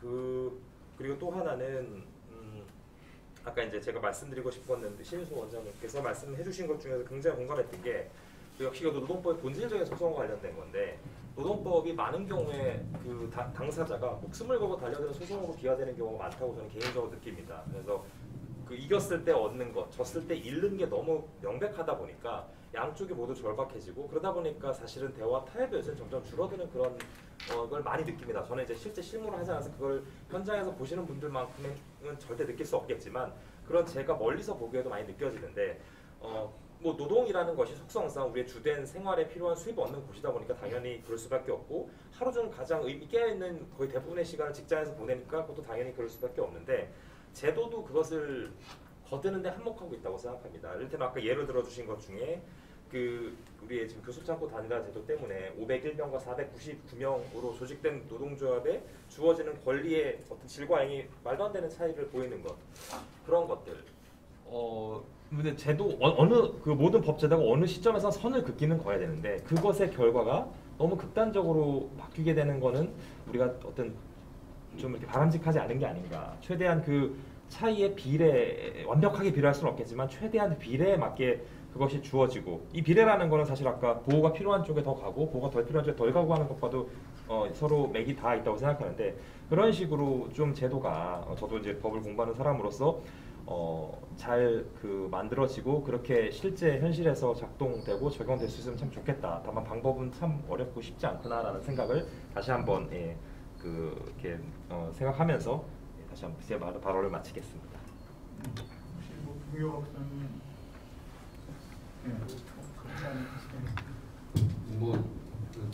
할 말은 없는데 기회를 주시니까 또 놓치면 안 되니까 한 말씀을 드리면 뭐 기준의 문제를 아까 말씀드렸는데요. 근데 현실은 또 그 규섭력과 협상력의 크기에 따라서 그 협약이 좌우되는 것 같기도 합니다. 그래서 그런 부분을 과연 그 얼마나 그 총연맹 양대 노총이 담아낼 수 있을지, 그 현실의 힘을 얼마나 뒷받침해 줄 수 있을지 그런 것도 그 이 자리의 이면에는 깔려 있는 게 아닌가 그런 생각을 해봅니다. 이상입니다. 네. 혹시 뭐 간단히 얘기해 주시면. 그 유광택 교수님 그 말씀하시는 부분과 관련해서 그게 이제 3건이 연결이 될 수밖에 없다고 보거든요. 그리고 실제로 그 트레이드 유니언의 노동조합 말고 다른 직종들에는 이미 그게 이제 정부가 인정을 하는 것 같아요. 예를 들면은 의사협회가 의대 정원을 갖고 교섭을 하고 행동까지 하려고 했잖아요. 거기에 대해서 검찰이나 경찰이 구속을 한다는 얘기가 한마디도 없었거든요. 달릴라 그랬지. 그리고 변호사협회도 지금 변호사를 늘리니 많이 할 때 그 변호사 그 뭐죠 인턴하는 그 시보라 그러나요? 뭐 모르겠는데 걔네들 수를 줄여가지고 자기들이 구조조정에 대해서 저항을 하잖아요. 교섭하려고 행동을 해서 그걸 이제 끝내 의사들도 그렇고 변호사들도 그렇고 자기들의 조직을 통해서 정부의 정책을 좌절시켰는데 왜 노동자는 구조조정 문제와 관련돼가지고 단결권을 인정되는데 교섭과 행동이 억제돼야 되느냐. 그래서 아까 ILO의 그 저기 독일법 말씀해 주셨는데 이 교수님이 ILO도 그 사용자 단체들이 ILO 190개 협약 중에 행동권이 없다. 그러니까 파업권은 국제 노동 기준이 아니다 이런 이제 주장을 했는데 ILO의 공식 입장은 87호 그 교수님 말씀하신 대로 독일 비슷하게 87호 안에 교사의 조안에 파업권이 노동자들은 들어간다. 이제 이런 해석을 하고 그 파업권 안에는 아까 소개된 대로 구조조정이라든지 이런 동정파업이라든지 이런 것들이 이제 된다고 돼 있기 때문에 저는 이런 걸 봤을 때 얼마나 이 시민권의 하나인 교사의 자유조차도 단결권조차도 다른 힘을 가진 직종들에 비해서 의사나 변호사들에 비해서 노동자들이 차별받고 있는가. 그래서 우리가 민주공화국을 한다면 이런 문제들이 이제 해소되는 게 중요하고 그런 의미에서 이번 87호 협약의 기준이 의미가 있다고 보이고 한 가지만 더 말씀드리면 그 와그너 하고 이제 하틀리 태풍인가요? 태풍 하틀리 법인가요? 이제 33년에 와그너 법이 만들어져서 우리 루즈벨트 대통령이 잘하려고 하다가 이렇게 하다가 이제 2차 세계대전 끝나기 직전에 돌아갔었잖아요. 돌아가고 트루만이 되면서 이제 요즘 송영길 씨 우회전 하듯이 민주당도 이제 우회전을 하거든요. 그리고 소련이 등장하고 이제 냉전이 되버리니까 47년에 트루만 작전으로 해서 요즘 이제 미국이 중국을 죽이려고 하듯이 소련을 죽여야겠다 이렇게 나올 때 우리 민족도 그 희생자가 됐지만 그때 이제 이 태프트 하틀리 법이 만들어지니까 김성희 박사님 말씀하신 대로 이거는 이제 노동 문제만이 연루된 게 아니라 미국 내에 이제 정세 그리고 메카시즘, 국제 정세, 냉전의 정세가 이제 반영되어 있고 여기서 좀 노동운동에 이제 약간 교훈을 얻는다면은 CIO가 새롭게 등장을 하면서 2차 세계대전에 파업을 하면서 한참 이제 주가를 올렸는데 이때 좀 CIO 운동이 좀 놓친 게 동원은 투쟁을 열심히 했는데 제도를 고치고 자기가 그 제도 속에 들어가서 우리로 치면 요즘 표현으로 사회적 대화죠. 그래서 이제 노동조합이 제도 속에 들어가서 설사 정치적인 환경이 바뀌더라도 그 제도를 하나의 진지로 이렇게 구축해 놓으려는 작업들을 안 하고 무조건 동원만 하고 임금인상 투쟁을 파업을 했다는 이제 그런 게 노동운동의 좀 교훈으로 남는데 그런 층에서 이게 좀 우경화되고 우익화되고 반공 메카시즘의 결과에 이 태프트 하틀리법을 민주공화국인 대한민국에 이렇게 기준으로 비교하면서 뭔가 좀 한다는 것은 약간 좀 어불성설이 아닌가 그런 생각을 좀 해봅니다. 네, 감사합니다. 김수희 과장님, 어떻습니까? 예. 소속 이렇게 좀 저희들이 일단 녹음을 해서 녹취를 풀어야 돼서 소속하고 말씀을 해주시면 좋겠습니다. 저는 그 전국 무정노동조합의 광화문 지부장입니다. 전에는 그 무정노동조합의 대외교섭자 담당했던 전임하다가 이제 현업에 복귀해서 이제 오늘 또 아이언에서 토론한다고 쫓아와봤는데 성함이 어떻게 되세요? 박형동입니다. 아니 쭉 그동안 이렇게 토론회를 다녀보면은 우리가 생각하는 노동자들이 생각하는 이 어떤 아이로 협약이라든가 또 정부 또 그다음에 노동노동부에서 현장의 노동부의 그러니까 조합에 얘기하는 내용 그게 또 현장에 있는 조합원들한테 얼만큼 와닿는가. 지금 뭐냐면 우리 대한민국 사회가 저도 노동조합 하기 전에 비정규직 생활을 한 4년 하면서 제가 양대 노총에 버림을 받았습니다. 98년도에. 그런데 지금이 요즘 와서도 아직도 그건 변하지 않고 있어요. 지금 뭐냐면 아까 말씀하셨지만은 실제 혜택을 받아야 할 사람은 못 받고 받는 사람은 계속 더 좋은 걸 받고 더 높은 걸 요구하다 보니까 이게 우리 특히 노동자들 사이에서 이 양극화가 너무 지금 격차가 심해요. 이런 부분들을 어떻게 해결하느냐 그런 게 좀 궁금해서 와봤는데 역시 옛날에 하나도 변한 게 없어서 저는 그렇게 생각을 해요. 그 ILO나 정부나 고용노동부나 노동조합이나 이 기관에서 하는 게 노동조합원한테 노동조합한테는 어떤 역할을 하고 있는가 이런 부분에 대해서는 앞으로는 좀 심도 있는 그 연구가 필요하지 않겠냐. 그러냐면 제 일하다 보면 실질적으로 노동자가 갖고 있는 안고 문제하고 소위 말하는 이제 그 연구하신 분들하고 또 실질적으로 또 사용자라든가 그 단체에서 하는 거하고는 차이가 많이 나고요. 그래서 이런 부분들이 좀 가까워져야 우리 사회가 더 좋아하지 않겠냐. 그래서 저는 오늘 참 오전에 일하다가 일 안 하고 오후에 조퇴하고 왔습니다. 그래도 뭐 좋은 걸 얻어갑니다. 감사합니다. 예. 유중한 멘트 감사하고 시간이 좀 지나서 마무리를 좀 해야 될 것 같습니다. 그래서 마지막에 얘기도 해주셨지만은 하여튼 뭐 심도 있는 연구가 이렇게 필요하시다고 그래서 오늘 이제 노사정 또 연구자들 이렇게 다 그래서 그런 기회들이 좀 되고 또 문제 제기도 된 것 같고요. 그래서 적자 있는 데에서 그런 소임을 좀 해주시면 좋겠다는 생각이 들고 저도 사실은 이 노동상권 관련해서 우연히 이제 정교조 관련해서 대법원에서 전원합의 체할 때 진술인을 하면서 우연히 이제 그 헌법상에서의 그 노동기본권 규정 했는데 이제 우리나라하고 일본은 그 주체가 근로자라고 이렇게 일본도 이제 노동자라는 말을 쓰는데 헌법상에서는 근로자라고 이렇게 썼더라고요. 그래서 그게 좀 특이했고, 그다음에 독일 기본법을 보니까 거기는 이제 국민이라고 쓰질 않고, 아니 이제 근로자라는 말을 쓰질 않고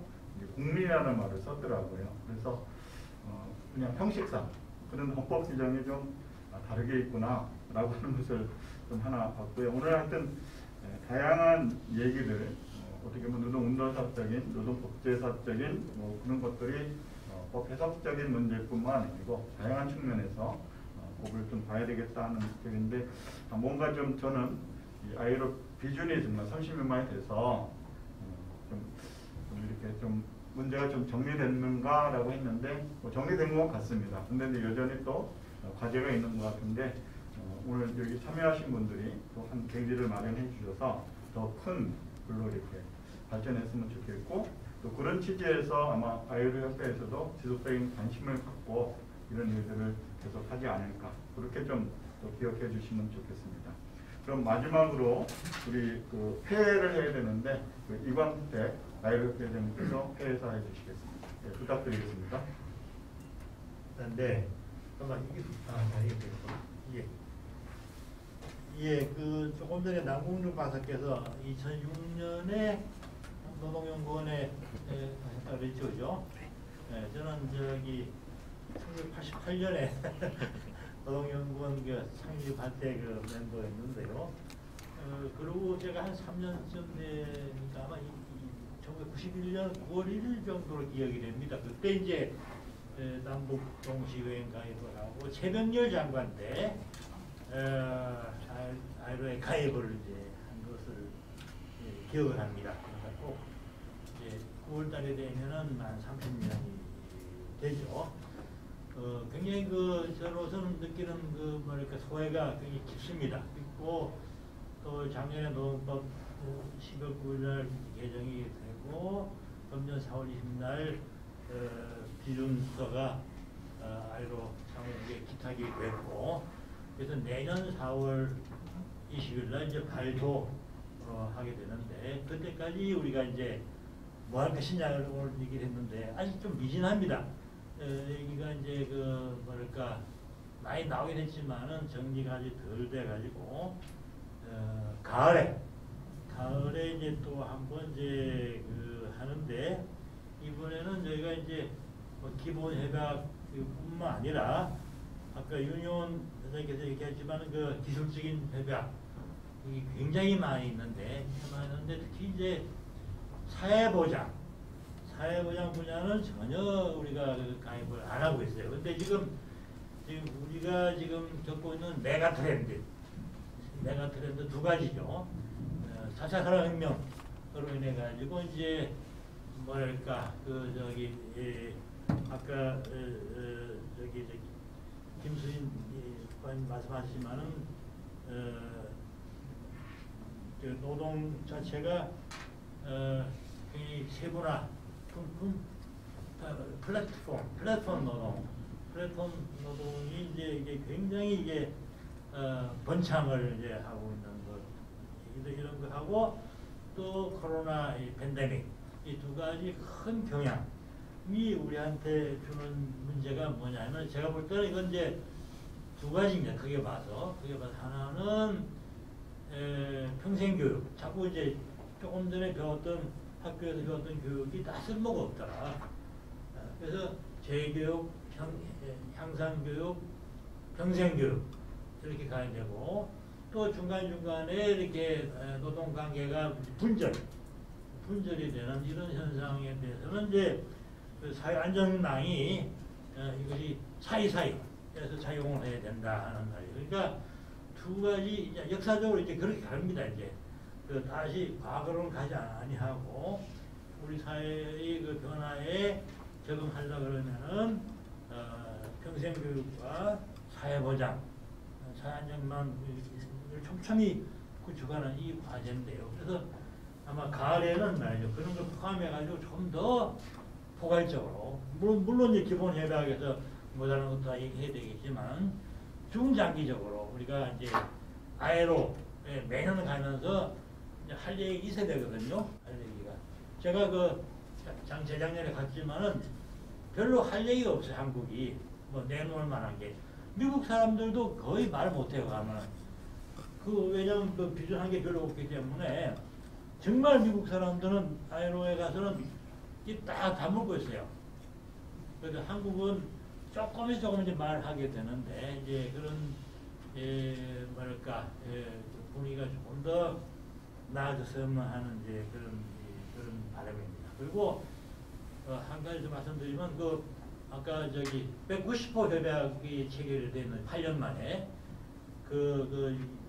노동 세계에서 이게 괴롭힘 방지에 관한 거죠. 노동 세계에서. 근데 이제 그걸 채택하는 과정에 보니까 회의를 18번 해요. 점심시간도 없어요.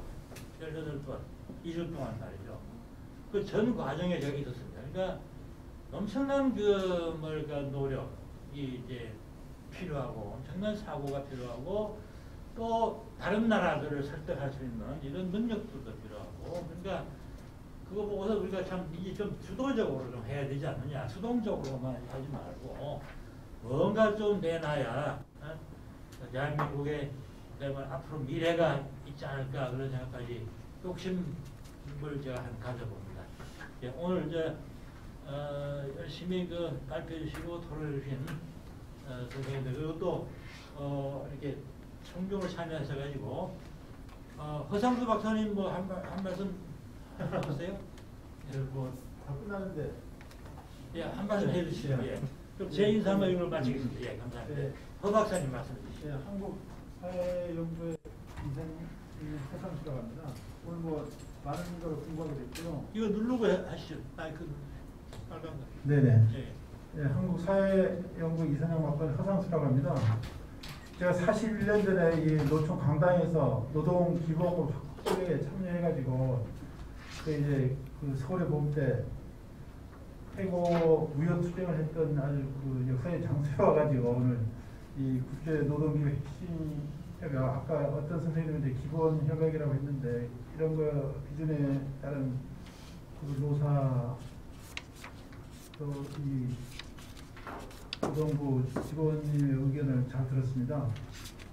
여기 많은 사람들이 얘기한 것처럼 우리가 이제 세계 경제 10대 강국으로 부상한 시점에서 좀 어떤 국제 수준에 맞는 어떤 글로벌 스탠다드에 맞는 그런 건설적이고 생산적인 노사관계를 구축할 때가 됐다. 그런 점에서 이 ILO 기본 협약 비준은 굉장히 큰 의미가 있다고 생각하고요. 그런데 지금 또 많은 분들이 얘기한 것처럼 그런 아쉬움도 많고 해야 될 것도 굉장히 많다는 걸 확인하게 됩니다. 그래서 이런 정책 토론이나 세미나를 할 게 아니라 그게 이 산업 현장에서 경제를 좀 이렇게 또 발전시키고 노사관계가 말 그대로 생산적으로 굴러가게 하는데 이런 협약이나 국제 어떤 규범들이 좀 이렇게 순기능을 할 수 있도록 좀 서로 노력을 해야 될 것 같습니다. 이걸 아까 또 우리나라 또 어떤 기준으로 보면 기업이나 사용자들의 어떤 활동 공간이 굉장히 크고 유연한 거에 비해서 노동자들은 아직도 여전히 불편하거든요. 그렇기 때문에 이 국제 기준을 산업 현장에 적용하는 게 좀 도움이 될 수 있는 방향으로 그렇게 좀 적극적인 해석이라든지 그런 적용을 경영자나 또는 노동부 직원들 또는 노동자 관계자들이 더 분발해서 노력을 해야 될 것 같고, 오늘 현역 의원들이 안 오셨는데 이 문재인 정부 들어서서 조금 더 분발해야 되지 않겠나 그런 생각을 이제 드리고 싶습니다. 이상입니다. 감사합니다. 오늘 그냥 이렇게 서두른 것 같은데도 다들 참석하셔서 한 말씀들을 다 해주신 것 같습니다. 그래서 오늘 모임의 아까 이제 배선언 해주셨으니까 이것으로 마무리하도록 하겠습니다. 모두 수고하셨습니다.